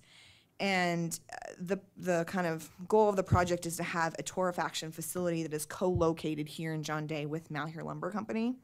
And they're partnering with both the Forest Service and local stewardship and logging companies to basically source the majority of the biomass from forest health restoration treatments. And once up and running, they're designed to produce up to 100,000 tons per year of this torrefied fuel. And it'll comprise a belt dryer, a rotary kiln, torrefaction reactor, a densification system, and a shared thermal steam plant with Malheur Lumber. So it's sort of a co-location of both facilities. The idea is that the product will be sold in bulk to utility customers. And so while they really hope to work with domestic utilities, including PGE, which you might remember, they have done a lot of work related to testing this product, they anticipate the first markets will emerge in Asia. So sort of the plan is that the biomass will be trucked here to John Day, torrefied, and then put on trucks to Prineville, which will then be put on rail to go up to Longview, which will then be shipped out to Asian markets. So that's the transportation, the long transportation process. So in addition to the funding that has been given by sort of the partners, primarily the U.S. Endowment on Forestry and Communities, the Governor and Business Oregon did give a $200,000 forgivable loan from the Strategic Reserve Fund to help install a more efficient boiler that will be utilized both by the Torrefaction Project and Malheur Lumber, so it's kind of a double bang for the buck. Also, it'll help create and retain 13 jobs, and it kind of helps create a pipeline with local workforce providers to build a manufacturing kind of workforce pipeline here in John Day. So basically right now the plan is, actually I think this week, the biomass is starting to be trucked into John Day, and it's gonna be stored actually at the Iron Triangle breakdown facility, and they hope to start production or start sort of construction of the facility at Malheur Lumber later this year after they have all their DEQ permitting. And then we'll start to see how things go with this project. So again, it's kind of two different projects, but they're working together related to kind of biomass in the region. Courtney, you said that it can produce up to 1,000 tons of torrefied? 100,000. 100,000, sorry. What's the capacity set at? Is that it, or is that just the initial phase up? I believe that's the initial phase up. Okay, and then there hasn't been a determining capacity of what it could scale into? No, they're kind of looking at this as a pilot project, and they hope to, you know, if this all goes well and they start to get a ton of customers and a ton of market, they're sort of looking at what they're doing here as a possibility for future pilot projects around the West. Great, and then you're referring to Longview, Washington? Yes. Okay, so which means that the truckers would have to actually get through the Portland metro area congestion, right? It'll be on train. Oh, rail. So at it'll that point. yeah, All right, it'll rail got it. you. Different But yes. conversation then. All right. Question. Have you computed the additional truck traffic on Highway 26? you know, I don't know specifically if they have. I know they have been looking at that, but I think that's also one thing they'll be looking at. I'm not entirely sure. Thank you. I would encourage that it is. Yes. And from a safety Yes. factor and just a Exactly. variety of other. Okay. Good afternoon, Director, Commissioners. So, have a pretty exciting, interesting, colorful project that's upcoming here through the Wallowa Lake Dam Rehabilitation Project. You probably won't hear about it again, though, until maybe the first or second quarter of next year. Just if you're wondering where it's at, the dam is located just south of the city of Joseph up in Wallowa County. And in terms of the dam itself, the first kind of attempt was around building some wood bridge type stuff across the outlet in 1884. So that was kind of the first attempt. First concrete effort was in 1916. And then in 1970, it was declared a public safety hazard. And then in 1996, it was listed as a high hazard structure. And what that means is not so much the actual structure's condition, but if the dam was to fail, the impact to the community. And a rating of high means that there's a high likelihood of loss of human life as well as damage to property. So kind of significant that it's been rated that since 1996. So a couple current areas that they support, they irrigate roughly 15,000 acres of local ranch and agricultural land. They store and feed about 52,000 acres in the area, but the lake itself can go up to about 240,000 if it was able to fully utilize its capacity. It supplies some water to the city of Joseph, and it informally acts as a water control district to the city of Joseph, Enterprise, and Wallowa.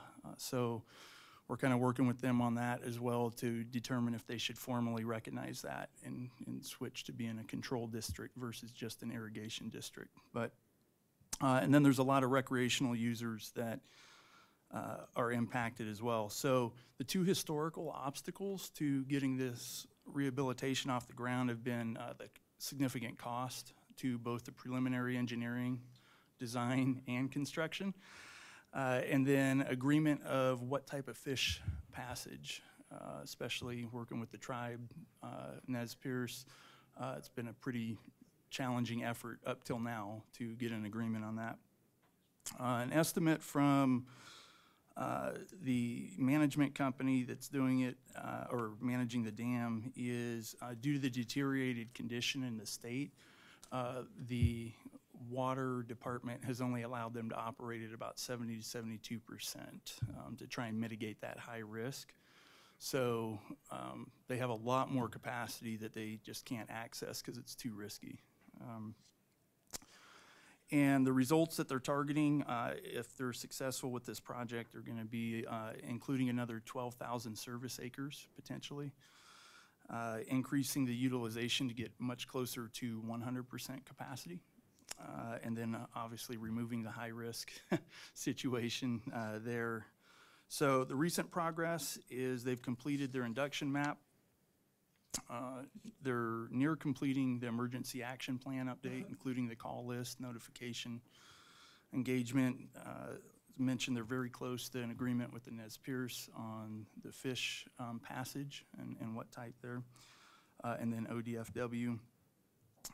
And then they've got some initial engineering reports complete, and they should have their PER done here within the next 2 to 3 months. So the expected ask is going to be somewhere between 20 and 30 million, and that, depending on what the final report says and what options they go with, that might be low. We're not sure yet, because when they looked at this effort back in, I think it was 2001, there was an estimate of like 37 million to do it. So we're not quite sure, but it'd be up there, but we're starting to engage the stakeholders, and we're helping them connect with people so that hopefully by the end of the year or early first quarter, we might be able to get to a point where we can actually look at this project. So The relevance to OTC is obviously around the impact if it fails, and then also supporting that effort as they actually get built out, and the impact then to the local roads and lines of communication. So, Quick question, who constructed the dam? Under what authority was it constructed? it was the Associated Ditch Company, and it was about 1913, I believe. And it was just the local folks that were impacted that kind of formed this association, and they kind of just constructed it. And then the Water Department and Bureau of Reclamation is kind of looked at it subsequently. Does it require federal licensing to redo it? It's privately owned, so I don't believe so. Okay, so it's No. totally off of that system. Okay, And thanks. that's why it's also been Yeah. a challenge on the funding, Yeah. because they just don't.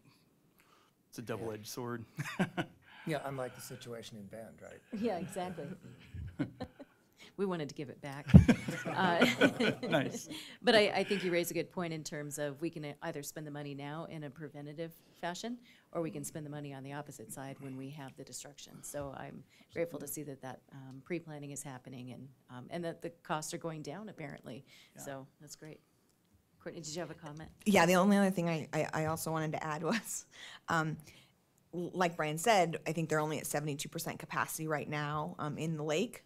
If they were to go up to 100%, it would impact the state park at the other end, which could have additional transportation impacts. So just keep that in mind. Yeah. Hi, I'm Phil Stenbeck. I'm the new DLCD representative, so I started in March of this year, a few months on the job. It's been absolutely enjoyable working with the RST team here, and Ken, I just wanted to compliment you on your staff. You've heard our team talk about the number of different projects that we're working on and their effect on transportation. Additionally, DLCD has been given direction from the legislature to spend some dollars both in economic opportunities analysis in the housing areas to enhance Eastern Oregon's economic opportunities. It's an area of the state that has not seen quite as much of an uplift with the turning of the economy as other areas has, and so it's been struggling.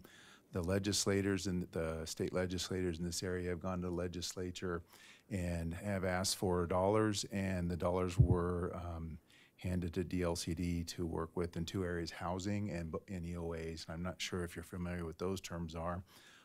The connection that I wanted to mention was the $300,000 we're working with in Eastern Oregon having to do with EOAs, which is an economic opportunities analysis. We'll take a look at a number of industrial sites that are maybe sitting silent, that are assets, reuse of different facilities. And what you'll find is over the next 12 months, this work has to be done by June 30 of next year. We'll be completing outreach to 8 of the counties in the Eastern 12, what it was referred to as the Eastern 12 in terms of the area of the state that the dollars are to be spent, in about, I want to say, 18 cities. And so in the coming months, you'll find us talking about economic opportunities analysis and reuse of sites that hopefully are going to improve the economy in Eastern Oregon. At the same time, as you're probably aware, housing has been a major issue for a number of years now. And so the legislature has given DLCD dollars for across the state in this instance, but we're also, of course, doing this in Eastern Oregon as we're working with some communities that have been identified as having especially difficult housing situations to try and move the needle forward in terms of creating an environment where housing is more easily achieved depending on what kind they need. So what you'll find is it's not all the same housing issue. Some has to do with workers, some has to do with low income. We're even hearing for high income homes in some areas, for instance, the cost of building a foundation is significantly higher because the transportation of concrete is several hours. You don't have, as Nick put it, a pumper truck in the county, and so it has to come from La Grande or somewhere. So those are some of the things that DLCD is bringing to the table as a part of this team, and that we'll do our best to make sure it meshes very well with the Transportation Commission's mission.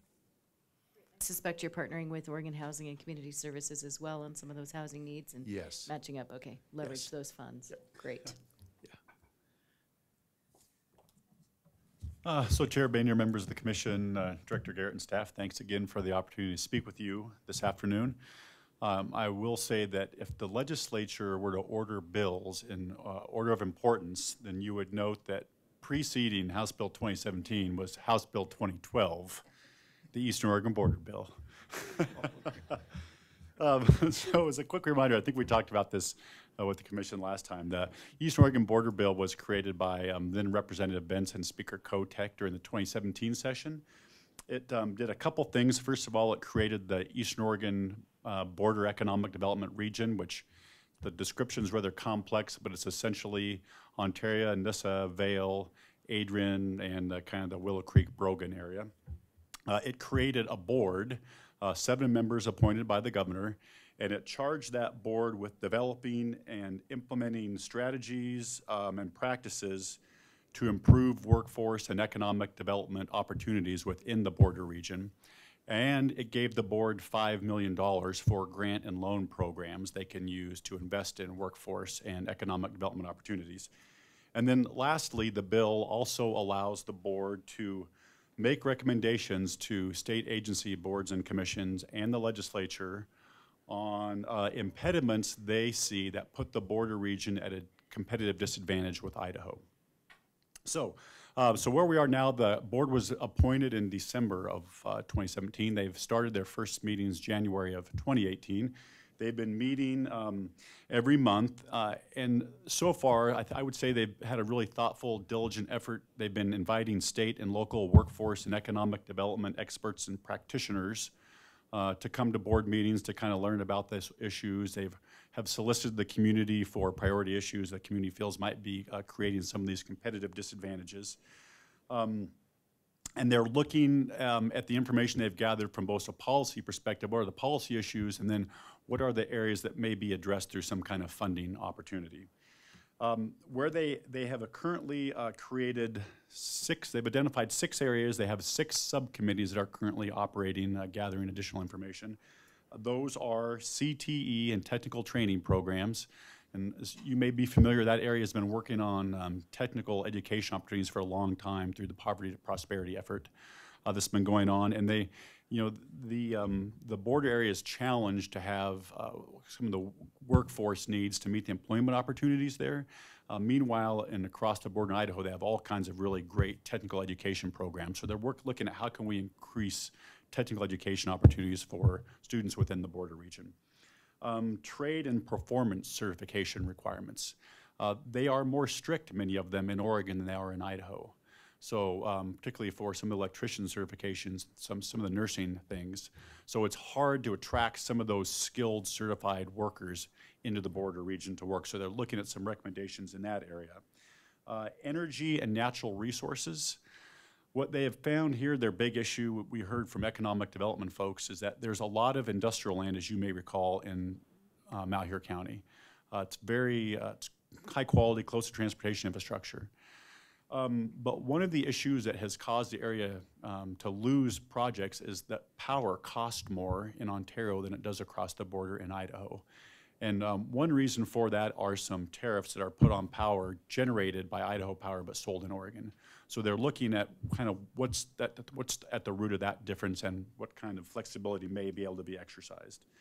Broadband is another committee they formed. I think they recognize broadband is going to be the foundation of economic, and frankly, education and healthcare opportunities in the future as well. So they're looking at the broadband capacity within the border region and making sure they can compete with larger urban areas in Idaho and Oregon. They are looking at public assistance programs and how those may cause a disincentive to work in Oregon as opposed to Idaho. And they've kind of done some initial studies, and what they found is that in Oregon you can essentially get 97% of the median family or median household income in assistance programs, while in Idaho you can get I think it's less than 30%. So the concern is that we have people moving into Oregon for our assistance programs, but not wanting to work. So that's a lot of the people we talk with, the Department of Human Services, they question whether that data is valid or not. But it's something the board is looking into to try to get a better handle on. What can they do to kind of tilt that to the favor of people that want to work in Oregon? And then the last thing that has come up is land use. No surprise there. I think that's been a hot topic in Malheur County for a long, long time. In this case, though, the board is looking at it from the perspective of workforce housing development. And kind of what they've seen is that in Idaho, there's been a lot more construction on the Idaho side of the river than there has been in Oregon. And what seems to be favored are those kind of urban, rural residential housing developments. And so they're looking at, how can they allow housing development on low-value farmland in Oregon. And as the board has said, they don't want to be, they appreciate the values of land use. They don't want to be Idaho, but they'd like to have a little more flexibility than currently exists in Oregon. And on that issue, it sounds like they will be advancing some kind of policy recommendation to the legislature in the 2019 session. Exactly what that looks like, Phil, to be determined. But Well, I think it's important to note that you would have a lot of other county partners yes, who yeah. would want to join in on that as Yeah, well. yeah. So, yeah, no, I think that one is ripe with interest. yes, it is. And so they'll be making that recommendation in the 2019 session. At the same time, they're also looking at kind of how should they structure their grant and loan programs to utilize that $5 million. There's opportunities to invest in infrastructure. The state has recently, the Regionally Significant Industrial Sites Program, which allows communities, local governments to invest in industrial land infrastructure. And then when you land a company, to get that money back in the form of a portion of income taxes paid by employees that work on these sites. So there's the opportunity potentially for the board to invest in infrastructure within the border area and then get the money back again for an additional investment. So there's all kinds of interesting opportunities they're kind of sawing through right now. And they're also kind of looking at additional opportunities to collaborate with other people that work in the economic development and workforce space within the region. And then I want to touch real quickly, and if you have additional questions on the border bill, please let me know. But Courtney mentioned a little bit about the incentive that was received by Oregon Torf Action and how they, one of the requirements on that was that they build a workforce pipeline in partnership with workforce providers and local school districts to kind of create a manufacturing workforce pipeline. And the issue behind that really that we hear in Grant County and all over the rest of Eastern Oregon, probably the whole state, is that we just have a shortage of people to work there. I could probably, at any given day, there are 1,000 jobs available in Eastern Oregon that can't be filled. And so the concept has been it's hard to attract people to this part of the state. It's a great part of the place to live, but it's not for everyone. So how do we make sure that the kids we have here are skilled up and aware of the job opportunities we have? We're doing a similar kind of project that we just did in Malheur County, where a company that will store and pack sweet potatoes, they were located in Idaho. We've recruited them into Oregon. They're going to create 40 new jobs. But part of their incentive there was to, they will be creating kind of a workforce ladder, if you will. They have a predominantly Hispanic workforce, so it will be a strategy to make sure that their workforce has the skills and the education they need to work up the employment ladder within the company. And in addition, they're going to be providing $10,000 a year in scholarships for children of employees to help them get the kind of skills they need to be competitive in the workforce of the region. Yeah, it's pretty exciting, yeah. So I'd be happy to answer any questions you may have. What did you say this company manufactures? This is a company, the one that's in Nissa. They are it's sweet potato. They grow sweet potatoes, but they'll be packing and storing them in Nissa. And of interest, one reason for their move to Nissa was the interest in the reload opportunity as well. Yeah. Just encourage that in that looking at policies and impediments to economic development, if there's anything on the transportation side, obviously we'd be open to discussing what that might be. We want to make sure that the region is prosperous and you have what you need. It's always encouraging to get outside of Salem and see what's happening out in communities, and it's encouraging to see the partnerships and just the creativity of making things work. So I'm very proud of this region and all that you've put in and the investment of time and effort it doesn't happen. It's very intentional. And I think you're making your mark in Salem in terms of that this region matters. I think it really does. So to the entire state's economic vitality. So thank you for your commitment. Well, thank you, Chair Bainey. I just want to echo what Phil said. You know, ODOT is a fabulous partner, and Director Garrett, I hope you know this as well. They really are a great partner in Eastern Oregon. I know, you know, Business Oregon, generally people love us when we come to communities because we're not a regulatory agency.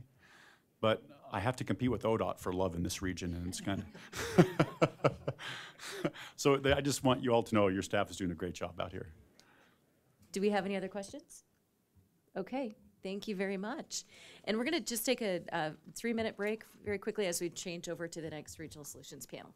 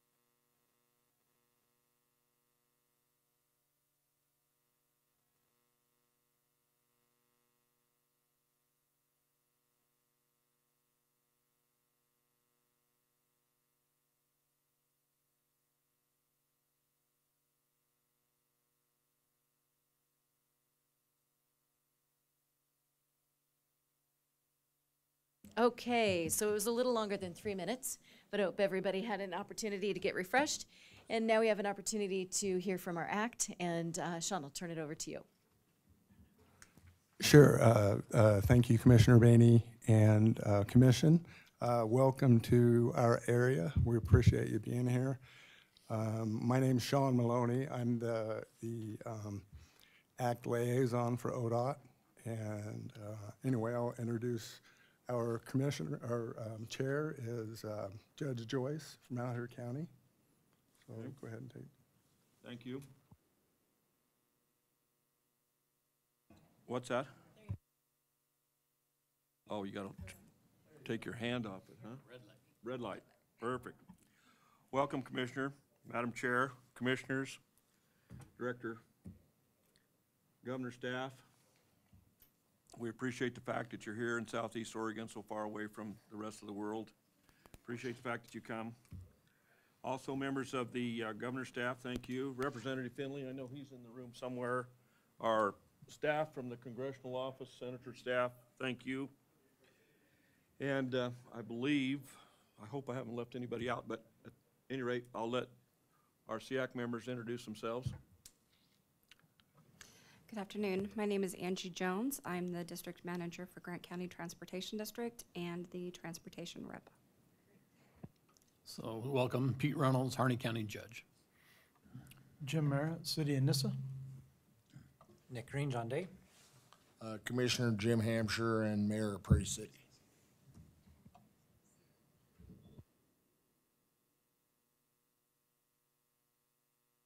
We wanted to have a dialogue. It can be relatively informal and kind of observations of things that you want us to know. We are in your neck of the woods. We did go on a tour this morning and see some of the projects happening and different things. And I'm grateful to get out of Salem, as we've mentioned before, too. It's nice to be able to see what's happening within the states. But we also wanted to get some feedback in terms of how things, funding is going, role. I know that we have your bylaws as well. Transit, how is that going? We have clearly some new funding coming along the line, capacity. So really it's meant to be a dialogue to let us know what we wouldn't know already in terms of the interaction with the Act and what you need from us even in terms of meeting your needs. So we could start with the questions here. The appropriate role and the Act funding, obviously right now without or however you'd like to have the conversation. So, yes. I think we're going to go through the changes to the bylaws first, and then Wonderful. Then we'll go with the questions. We are here at your pleasure, Okay. so you just, whatever you'd like to. So our changes were mild, not many this year. Of course, updated the years. The biggest change was through our bylaws, we referenced the Southeastern Oregon Regional Alliance, SRA. That committee has been defunct for years. The only really thing that remains of it is a small loan portfolio with GEODC, Greater Eastern Oregon Development Corporation. So going through our bylaws, we took that out completely. Page 4 had SEAC structure and membership. It referenced that in 5 of the 4 lines. Reference that in all 5 lines. We left 2, geographic coverage being Grant, Harney, and Malheur counties have established uniform regional boundaries like other state programs. Our public meetings throughout the region, transportation has consistently been identified as one of the top regional issues. Membership reflects the same. On page 5, it reflects who the members, what makes up our membership. Grant County, Harney County, Malheur County court members, representatives of Grant, Harney, Malheur, different ODOT representatives, bike, PED, transit, freight. We added a representative for Business Oregon representative, ex officio. Mr. Fairley, thank you for that.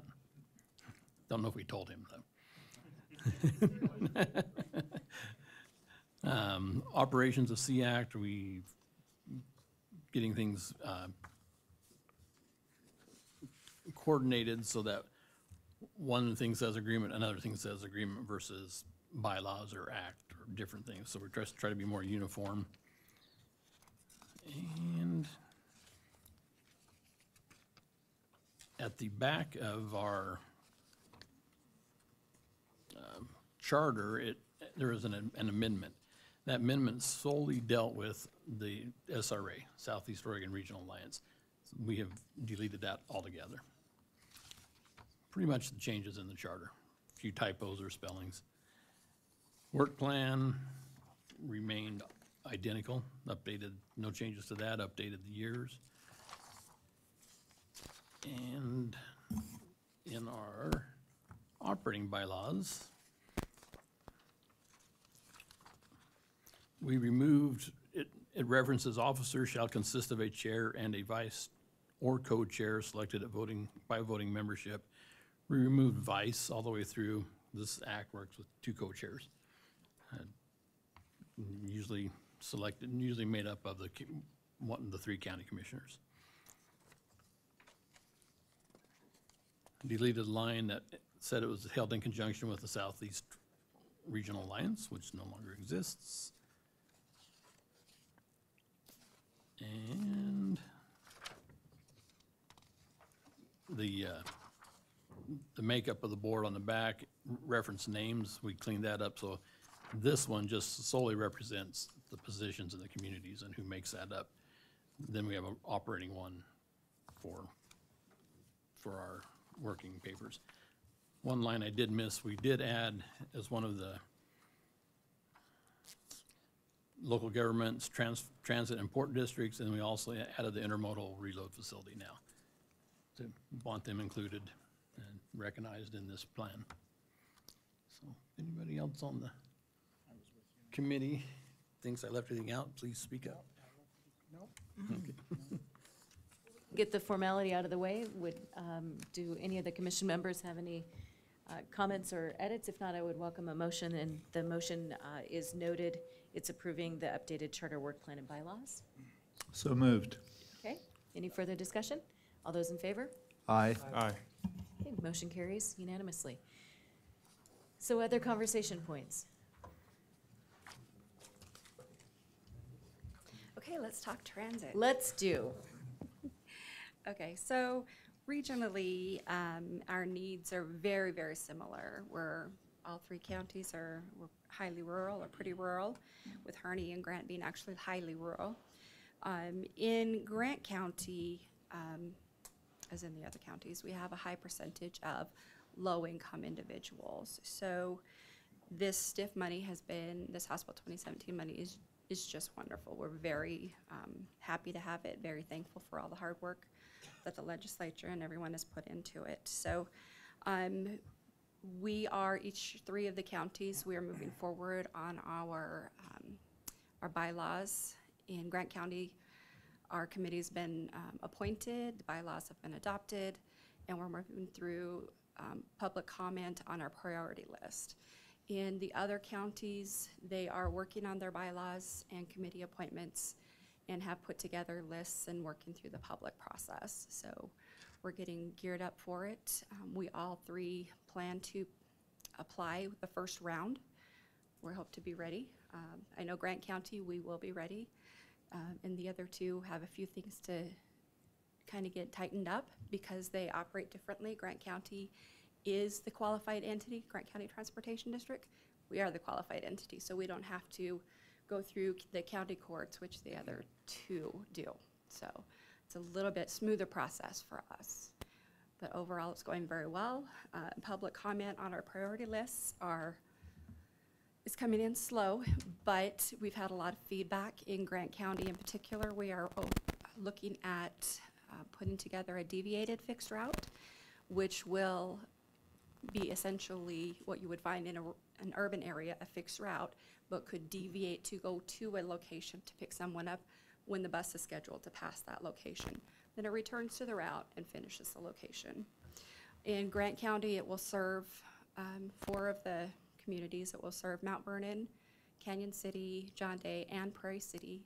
And all passengers who ride that route will ride for free. So it eliminates a big barrier right there. Currently, our fares are pretty low, $1, $2, but the folks that ride this route will be riding completely for free. We will be applying for some of the competitive grants because our last regional connection that we're missing for Grant County is Ontario. And that would also allow us to connect all of the smaller communities along the way. Unity, Brogan, Jameson, Ironside, Willow Creek, and even Vale. So we would be able to do that, and that again is our last regional connection that we're missing. We have a pretty robust program here in Grant County. We travel into Bend 3 days a week. We go into Pendleton, Walla Walla weekly, and we alternate between Burns and Baker City every other week. So that's our last connection that we're missing, and there are quite a few folks that are excited about that as well. So in terms of the application and in terms of the communication, any observations or things that you would want us to know? Did we miss anything? Was it a heavy lift in terms of being able to get your plan put together? Just help us to understand on the ground what it looks like, because we create these great ideas and then sometimes it's not always great. Right. So, of course, it's because it's a brand new thing, it's been challenging and there's a lot of upfront work. The plan itself, putting that together, getting all of the requirements met, initially is challenging, but for the next round, it will be a lot smoother. So initially, there is a ton of work, and I can say that my board of directors initially looked at all of these rules that I put in front of them, and they're like, oh no. And I'm like, it's okay, we can do it. And I'm sure that the county courts have been in the same position. So initially, that upfront work, it's a lot, and it's cumbersome. Thankfully, we have a really wonderful RTC with ODOT and Frank Thomas. He's been super, super helpful and listening, and Marcia has been wonderful as well. So they've helped, I know they've helped me with a bunch of obstacles that I've had, and I'm sure that they've helped the other counties as well. Great. And it's nice to hear one of the priorities that we had is making sure that particularly the smaller communities had added capacity from the ODOT team to make sure that you could be competitive and get those plans in alongside anyone else. So, but understanding that your capacity needs look a little different than a Salem or somewhere else. So, great, please. I'm curious about one thing. You talked about this deviated route. Mm-hmm. How much notice does someone need to provide you for the deviation off the route for pickup? We would be asking them to call the afternoon before. We will still keep our regular demand response service in play. The only difference is that there will be a fare charged for the demand response as opposed to the deviated route. Thank you. Mm-hmm. Do you want to tell us how it's going in Malheur County? We're working with Frank Thomas, and he's doing a really good job. There's some grant applications that he's working on right now, and we were just a little bit confused on some of the language, and he's working on it. It's no different than what Angie's talking about, and I think probably at our next county court meeting we'll be able to work through that. But it's working really well. So the same in Harney County. Frank is a godsend, from what my director tells me. We've also added a fixed route.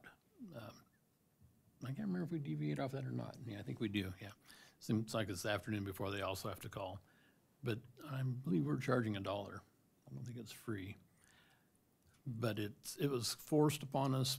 We were going so many different directions so much of the time that we actually were running out of funds. So we had to put in the fixed route to get people from using the call your cab type scenario. But we'll provide scheduled ahead trips to Boise, Portland, Bend, Redmond, anywhere a person needs. And there's a graduated scale there.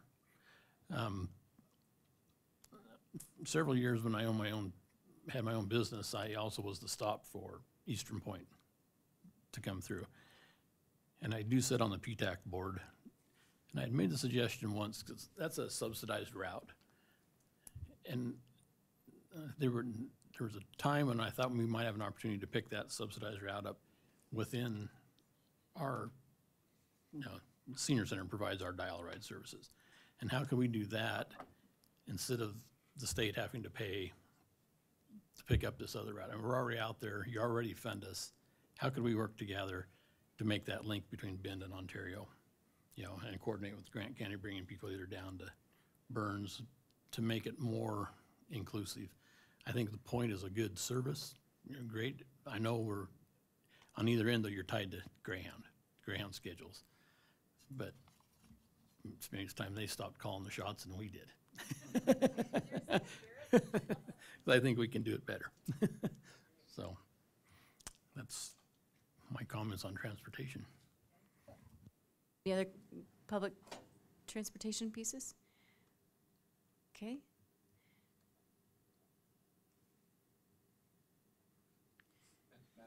Please, yes. Angie, I appreciate pretty comprehensive review here as it rippled through your colleagues here. I think what I heard is there has been an aggressive lean forward to ensure that you're enhancing capacity within your own county. You're even reaching out on those regional type connections here. That networking, what's the conversation about now? You get the first phase out, get your own house in order, so to speak. But I think one of the opportunities that comes with this new wave of funding, maybe the next discussion, and it may bring in the point service, right? That's a legitimate discussion to have because it is about leveraging opportunities. As you look at all three counties now, what's a conversation that is or may play itself out in terms of networking all those assets to truly continue to grow and connect the eastern part of the state? So at this time, I have worked pretty closely because we go into Pendleton, Walla Walla. I've worked with Umatilla County on that route. It was originally started through our Highly Rural Veterans Transportation Grant, and we stop in Ukiah, which is completely unserviced by public transportation out of Umatilla County at this time. So this is just an example. When we were starting that program, and I was talking with Umatilla County about what we could do, because we wanted to stop there, we wanted to help them, what we could do to help the folks in Umatilla County.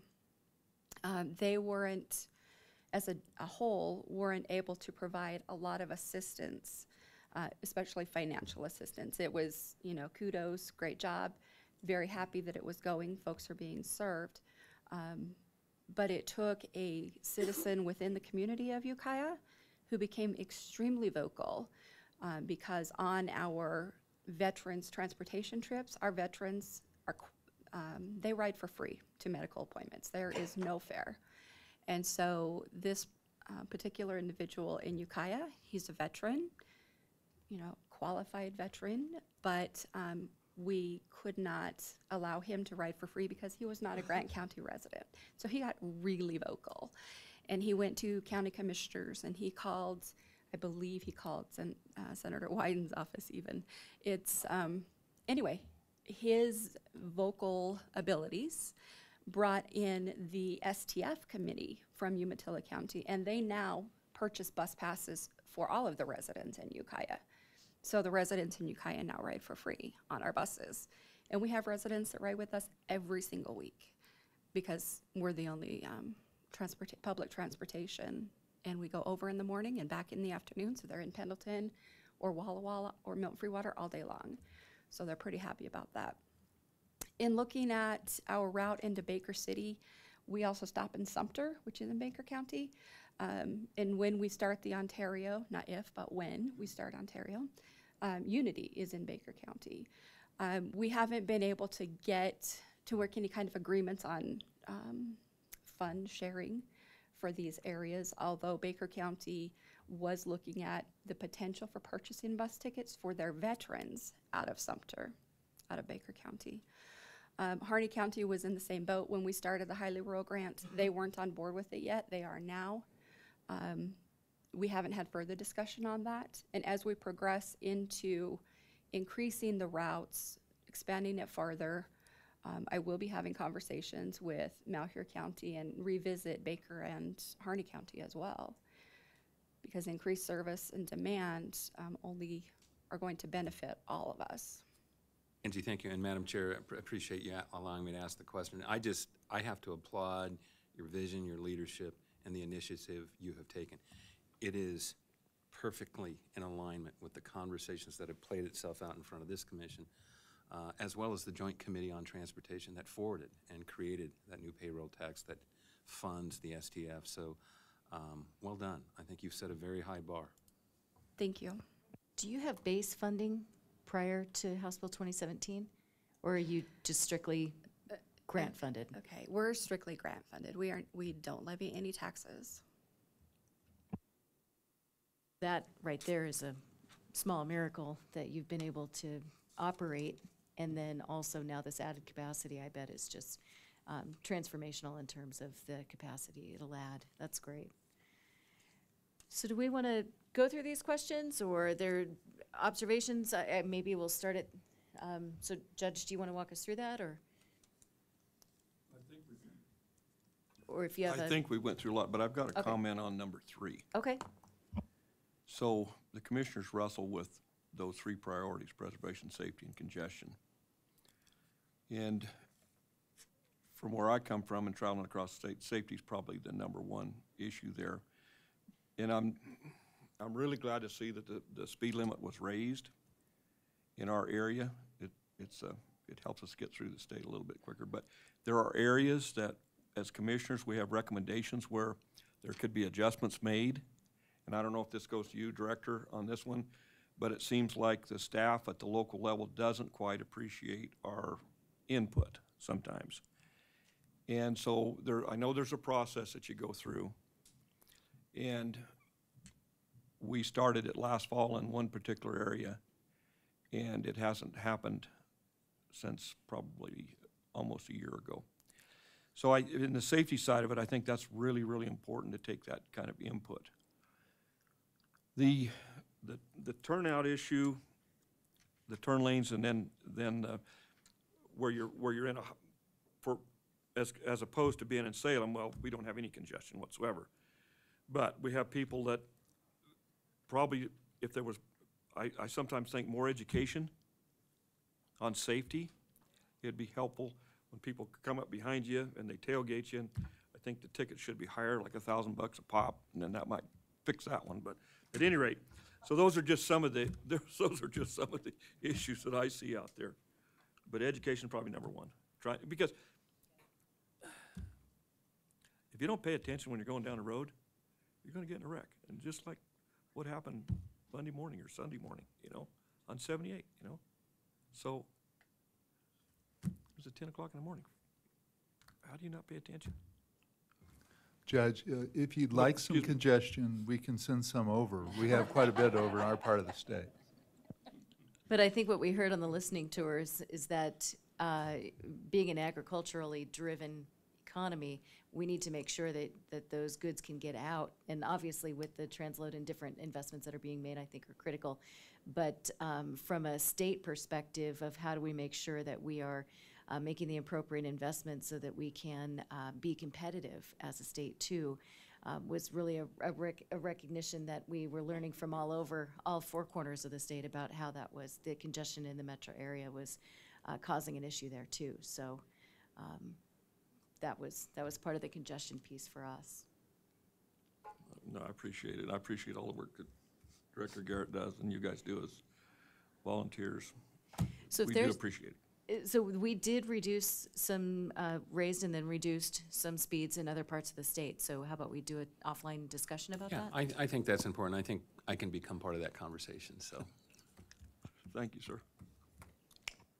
If I could, I'd like to just speak briefly to a potential role for the Act. And that was a rather thick transportation package, so I'm not going to pretend to be an expert on every nuance of it. But we've worked together, the folks in our Act, for many years to the extent that we can preserve local autonomy in some of the decision-making, or at least in the prioritization around some of the programs, Special cities allotment increase was a huge boon for us. Just to put it in perspective, John Day gets about 90, prior to 2017, we got about 90,000 a year in our street fund. Can't do a whole lot with that. The 4X increase to the SCA, we were able to put in just this year for 200,000. So we're looking at a 3 to 4X increase. It's huge. We can often round out projects with some money, but it's hard to stretch no money. And the minimum amount we got prior to this this bill passing was just enough to keep the lights on. So to the extent that we can prioritize internal to the act, some of those SCA projects and regional projects, we fight like family sometimes, but we come together when the chips are down, and we have a pretty good sense of how to make those priorities happen internally. And I think there may even be a way for us to broaden the policy, maybe not policy making, but policy advising role of the acts. I'll give one specific example for John Day. And I'm not advocating for a legislative change necessarily, but we see some pretty interesting maneuvers with our OHV vehicles and ATVs to get from one end of John Day to the other. The reason for that is we have 2 state highways, our Main Street and 395 South. And to allow an act to have a policy advisory role where we could say, can we allow ATV use within incorporated city limits or within an urban region? We're trying to promote a recreation economy. We're surrounded by 2 million acres of national forest, but it's awkward to access them locally. You have to put your ATV on a trailer and then cart it 5 miles down the road to avoid driving on state highway. So I wouldn't recommend that an act make sweeping changes to affect the entire transportation network for the state. But if we have the ability to make policy recommendations within the act to say, hey, within our community, this makes sense, we can create the safety parameters that we need to. Many of these are as expensive or more expensive than a car. That would be a role that would enhance our economic value and would help us preserve some of that local control that home rule really emphasizes, even if there has to be central control over the funding and decision-making. I think that's exactly the type of conversation that we would want to have, and being able to advise us on things that are impacting your communities. So I'm encouraged to hear you say that. Please. If I may, I agree wholeheartedly with Judge Joyce in the fact that my same concerns come with safety first on our roads, and our community as well has been working on a speed issue within our community for almost a year, some months anyway. And so I think we have to be very careful of how we look at those.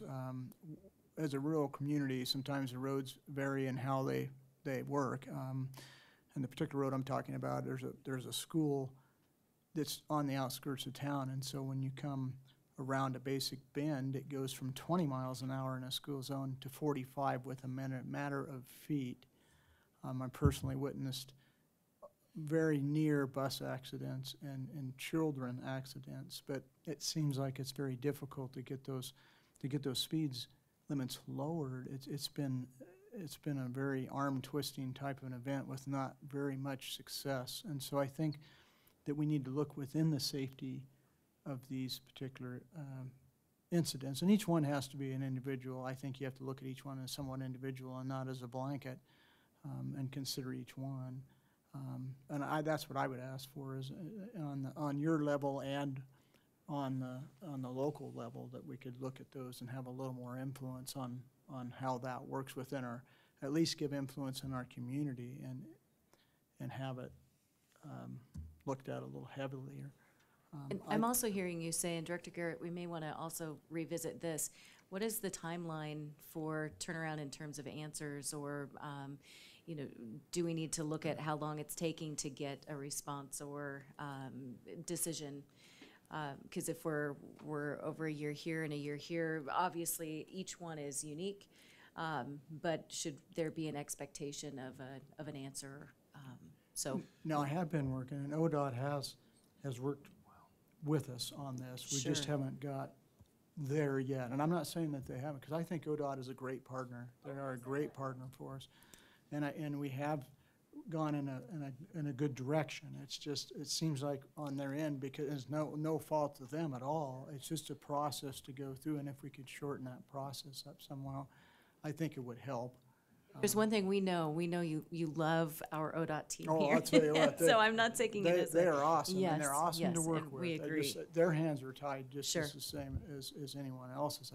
If we could get some way to maybe loosen that up just a little bit, I Yeah. think it would help. But ODOT's awesome to work with. Sometimes it's not the local region folks, sometimes No. it's just us. So that's what it is. So, and I'm not blaming you either, 'cause I want to thank you for this kid for the small cities money. It's amazing. So it helps us. We went through the winter of Wintergeddon, and we had streets that you could actually probably hide in if you were wanting to battle on the street. You had foxholes in it, and so that's helping us redo some of those roads. And so very fortunate on that. So, and we do appreciate ODOT 100%. So. So, Madam Chair and Director, on one of the issues that Jim and I are working on, I think I don't know whether it's by administrative rule or what, but the process could be reversed, and it might simplify it. And we can actually talk offline about that one if it's okay. Thank you. Following up on that, there's a similar issue I've had in just outside of Hines, and talked to my regional folks, and you know, they have to go through the study. But to me, that's where the confusion gets in, because it's about speed. It's not about speed, it's about safety. And if they put safety ahead of it, you could save a lot of time and money on that study, because they've warned me, be careful what you ask for, because sometimes the study might come back the opposite and almost speed it up. I think it needs to be looked at, like the judge said, it's case-by-case basis. And they then decide if it's speed or safety, and then have a route to go either way. So that was touching on that. In number 3, question between preservation, safety, and congestion. So we'll give you a break from congestion. Our biggest congestion is sometimes we have to have cattle drive. We have to slow traffic down and move things around. And we have cooperation from ODOT and state police on that. But since the speed limit went up, Highway 20, Bend, Ontario, has become, I don't want to say an Autobahn, but it's getting close. There is no respect for speed out there. There's no respect for passing on the blind hills. I read it every day on social media when I get on Facebook. Be careful. I read the 911 dispatch log daily, and the folks that call in and report a truck that did this, and not just trucks, there's cars too, but they try to call ahead and either go into Malheur County or if it's going the other way to Deschutes. But it's a big issue. But on that, as far as safety goes, I asked ODOT last year, our weigh station just this side of Burns, it was closed a few years back. They occasionally come open it up. It's been open 6 days in the last 2 years. 455 trucks in those 6 days, 2 citations, 5 warnings, averaged about 76 trucks a day. But I went to him because I asked if there was a way that the county could open it up. And does that happen in other parts of the state? And the county does run some weigh stations. So we want to move forward on that. When they closed it down, we lost roughly $40,000 a year fines coming through, which benefit us all to help with the roads. So the answer was, sure, when do you want the key? We didn't quite get there, but I'm ready to do it this year. So I called here just in the last week and was told, well, yeah, we'll be glad to work with you on that, but that one's been scheduled to be closed in the next few years. And I think that's a mistake. And it's not just weight violations, it's the trucking violation, it's the safety violations, it's the things that are wrong on the truck, they're not strapped proper or anything like that. I want to go forward with this and put a county employee in there for safety. And I would hope, and what he said was that the scale is breaking down, it'd be about a $10,000 fix. I think one of the sidewalls must be crumbling, is the way he explained it to me. And if the county needs to put that up to make our roads safer, this isn't going to be a money-making venture for us. It's all about safety, and I'm willing to take that step for our county and everybody that travels that highway. When that speed limit run up, we saw a definite increase in truck traffic, and the speeds of citizens and cars. So it goes back to that enforcement piece as well. So let's bookmark that discussion as Director Garrett too. And maybe there's a partnership there to be had. Thank you for bringing that to our attention. And that's, I mean, this is the beauty of us getting this kind of a dialogue, to be able to hear what are those, I mean, that may not be for an overall state issue. That's not going to show up on the radar. But for your community and for the safety and the enforcement of the laws, it matters. So that's one of the values. So please, any other? Commissioner, awful quiet there at the end. Nope, all right. I'll go again. Go, please. Number one, appropriate is understanding when the projects will be rolled out, timing, completion dates, et cetera, will be helpful to us to notify our community. Our county court's gone out and had rural meetings, and one of the comments I heard is truck traffic, well, people pulling off, so if they're gonna turn to Druzy or to Buchanan, there's no turn lanes. Or just a shoulder to pull off on to turn. And so I asked regional folks, when was a good time to try to get, if there's, because there's a freight mobility project's gonna come through that area, part of this House bill. And is it a good time for us to make, when do we make the proper notification that, hey, can we do a turn lane at the same time we're right here? Because this freight mobility is about these slow trucks and then the backup of cars, and then once there's an opening, the Audubon opens back up. Everybody just goes crazy to get around them. So notification of when, and how do we look at a local concern? That, you know, maybe it can be addressed, maybe it can't, but at least get it in the hopper ahead of time. And I think what Judge Reynolds is saying is public notification, I guess. Public notification is very important in all these, because if we can involve the public so they have some information that is relative to what's going on, I think that's a good thing, and for timing wise and when what's happening and what's going to go on. And that's part of us. We have to be doing that, but we have to have enough information so that we can go forward with the public so they understand what's going on and why it's happening.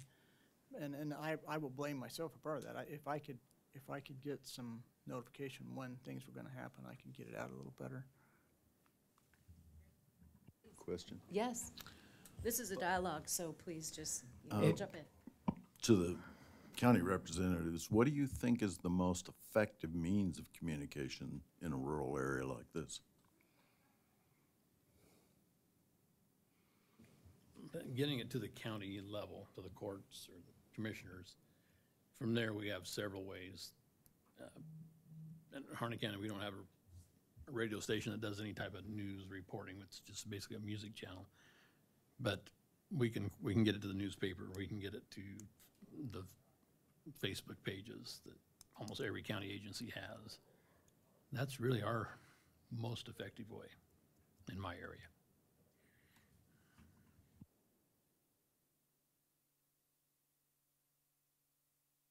I'm a bit of a lead foot, so I'm going to offer to drive down to Harnett County to contribute to those fines just to keep them going. But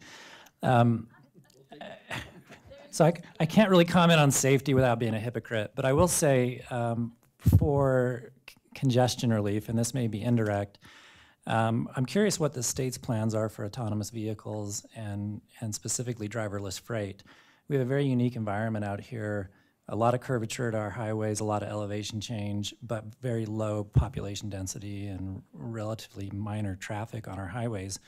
In Pendleton, they have the aerial UAV test bed program, which is in the NE Act. If the state were interested in a location to test driverless freight, to work out policy implications, to look at opportunities to innovate, that's certainly something I'd be interested in, a corridor between John Day and some of the regional communities to really dial in what are the technical hurdles, what are the policy hurdles. That would be certainly in line with the goals and priorities of our community, and we know it's coming. I mean, I think that the tie into congestion is that the autonomous vehicles don't do the stop and go as much. They certainly have a better crash rating than us humans do. But there are a lot of challenges in implementing programs like that. So to help us catch up with the technology, that may be an opportunity to explore. So this, we just had a oh, please, Go right ahead. I had a very lengthy conversation with a gentleman from Peterbilt when we were in San Francisco area about the autonomous vehicles. Their look right now is putting these types of vehicles on the interstate system because that's where they think they have the most effective impact on congestion and freight movement and everything else. He showed me around the entire vehicle, showed me all the radar, all the LiDAR, cameras. I mean, it's an elaborate vehicle, but their testing right now is going on in Southern California on the interstate system, and I would say, and in Arizona, but I would say it's going to be quite a long time before that technology is appropriate for the types of rural highways you're talking about. Yes, then that's an excellent point. We were just at a tri-state meeting with Washington and California, and we were there, had a chance to tour a facility where they actually, it was a small city-type environment and doing some of the testing. The state of Oregon does have an autonomous vehicle task force, and there's a recommendation that's going to be, I believe they have a report that's out in September. But I think you're right. How can we be using some of the less populated areas that have a lot of miles to be doing some testing? And I think what we don't know is what might be necessary in the future, but I think that linkage into that committee. Brendan, I'm looking at you. I don't know if there's a website to follow that work by chance. Do you know if any of that is up yet? And if no's the answer, that's fine too. But, oh, okay, we got a thumbs up in the back. So I don't know if you're following that work already. I will begin following it, Okay. and primarily because you may have noticed we're about 2 hours from the nearest interstate. So Yeah. how do we get those driverless vehicles to a place like John Day? If the answer is you don't, then either they've got to be offloaded and reloaded, or we're going to continue to fall further and further behind. So I Exactly. will follow that closely and keep hoping. I'm not saying they're not going to end up here eventually, but given the state of the technology that we saw, it's going to be a while. They're not ready. Yeah. Madam Chair, if I may, Mr. Gates, you raise a very good point. I think it's about relationships. We're in the front end. The Autonomous Vehicle Task Force, their focus has been, if you've been watching the conversations, have really been on testing. Next stage is deployment on this thing. I think as we turn to truck platooning and that thing, I think this is about relationships. I think building relationships. Daimler is a partner that we've tested on I-84. I think conversations there, Stone Throwaway and Madras. They've got a nice little facility there. But I think there's a legitimate conversation with some of the individuals because it is industry that really is driving some of this conversation. And I think if you can invest some time in maybe those relationships, at least that's one front to take on the question you posed. Help us dream. Yep. Other comments? Please.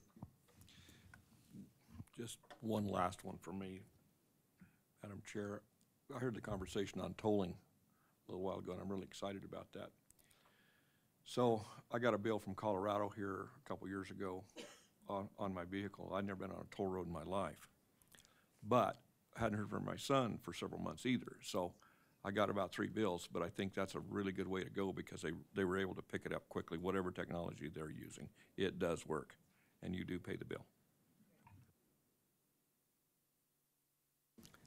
One other issue we're seeing out here, and we dealt with in this spring in Harney County, is Google Maps or all the other map outfitting people, sending people the shortest route.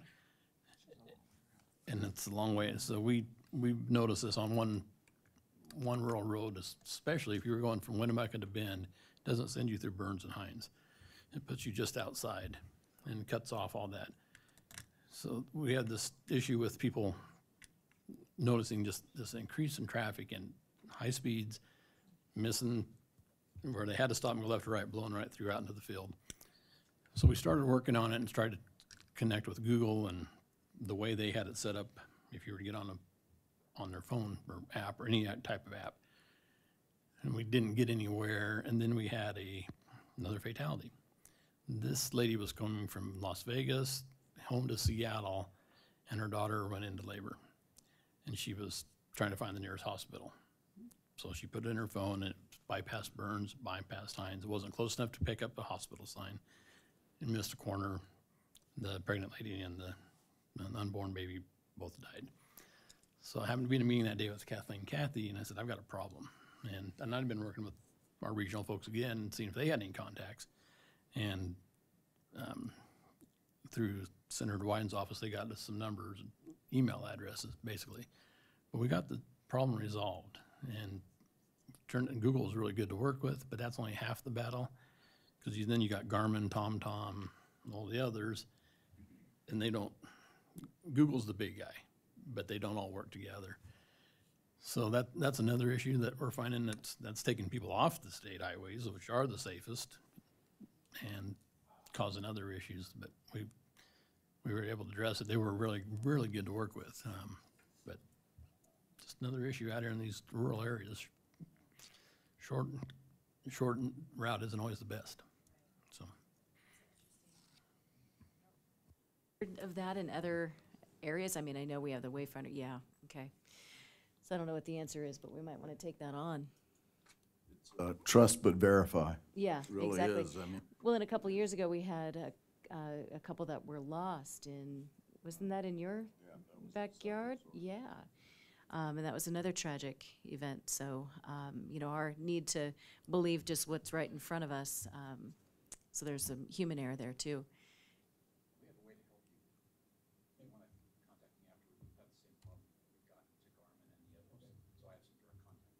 Thank you very much. Look at us be responsive. What else can we solve? How about world peace? Okay, other comments or questions, thoughts, things that you want us to know? Well, let me say that the commitment of time on an act is not lost on us. We know that you have other work that you need to do. And it's this interaction that matters a great deal for us to know what your priorities are, but also what the challenges are and how we can assist in helping with the livability and the economic vitality of your regions. So thank you for that. Judge Joyce, did you have your finger on the button there? I was just thinking about Representative Finley. He's the only member that was in, I don't know where he's at, but he was the only member I know of that's ever been on ACT that became a state rep. So congratulations. Yeah, he's been wonderful to work with, and I think he's in an important seat right now, too. So it's an important voice to make sure he's at the legislature. So if there isn't anything else for us, any other questions? Okay. Thank you for the partnership and for making time to be with us today. Hope that those of you that can join us for dinner, we hope that you do. 6 o'clock? Okay. Yes. Thank we were you giving very you bad much. time. Yes, we got into town last night at about 9:01, and we knocked on every door. And we looked hungry and willing to pay, but anyway, so we'll see how it goes tonight. And the gas stations are also closed, so they're Well, but really, we went to you're really out of Chester's luck. Thriftway, and we good. we got a meal there. So That was a recent change to 10 p.m. from 9, so you lucked out. wonderful. Okay, so Director Garrett, I think next we have the consent agenda, and like to. I think that's right, Madam Chair. Commissioner Van Brocklen has indicated that he has a conflict specific to consent calendar item number 3, and that deals with the acquisition of real property.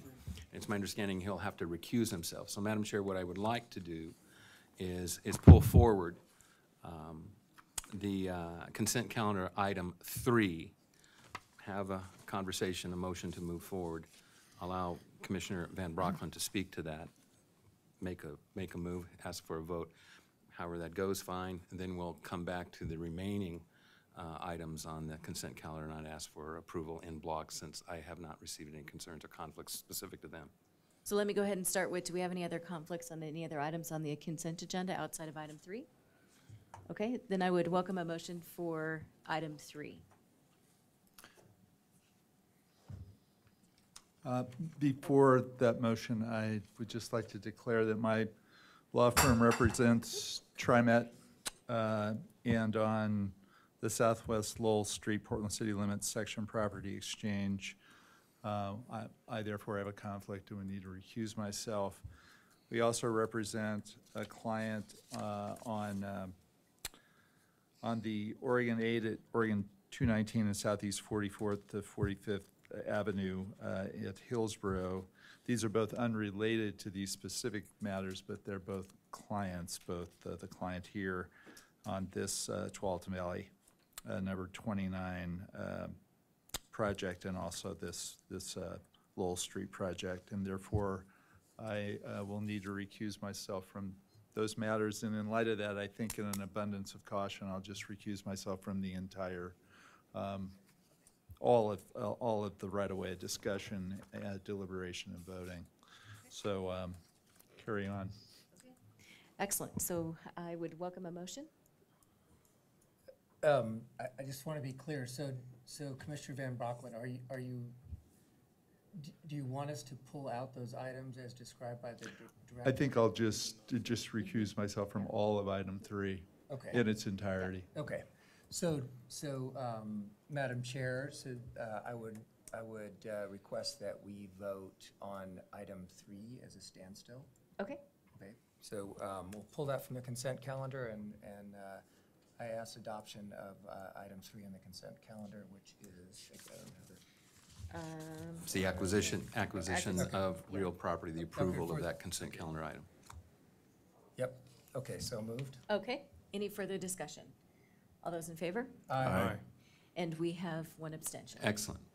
Thank you, Madam Chair. And with that, and with no conflicts or concerns expressed for consent calendar items 1 and 2, and then 4 through 19, I would ask and request approval of those items in block. Okay. I welcome a motion. So moved. Okay. Any further discussion? All those in favor? Aye. Aye. Motion carries. Thank you, Madam Chair. Thank you very much. Is there anything else to come before the commission? Okay, then we are adjourned. Thank you, Grant County and John Day, for hosting us. Beautiful country, and look forward to seeing everyone at dinner tonight. Thank you.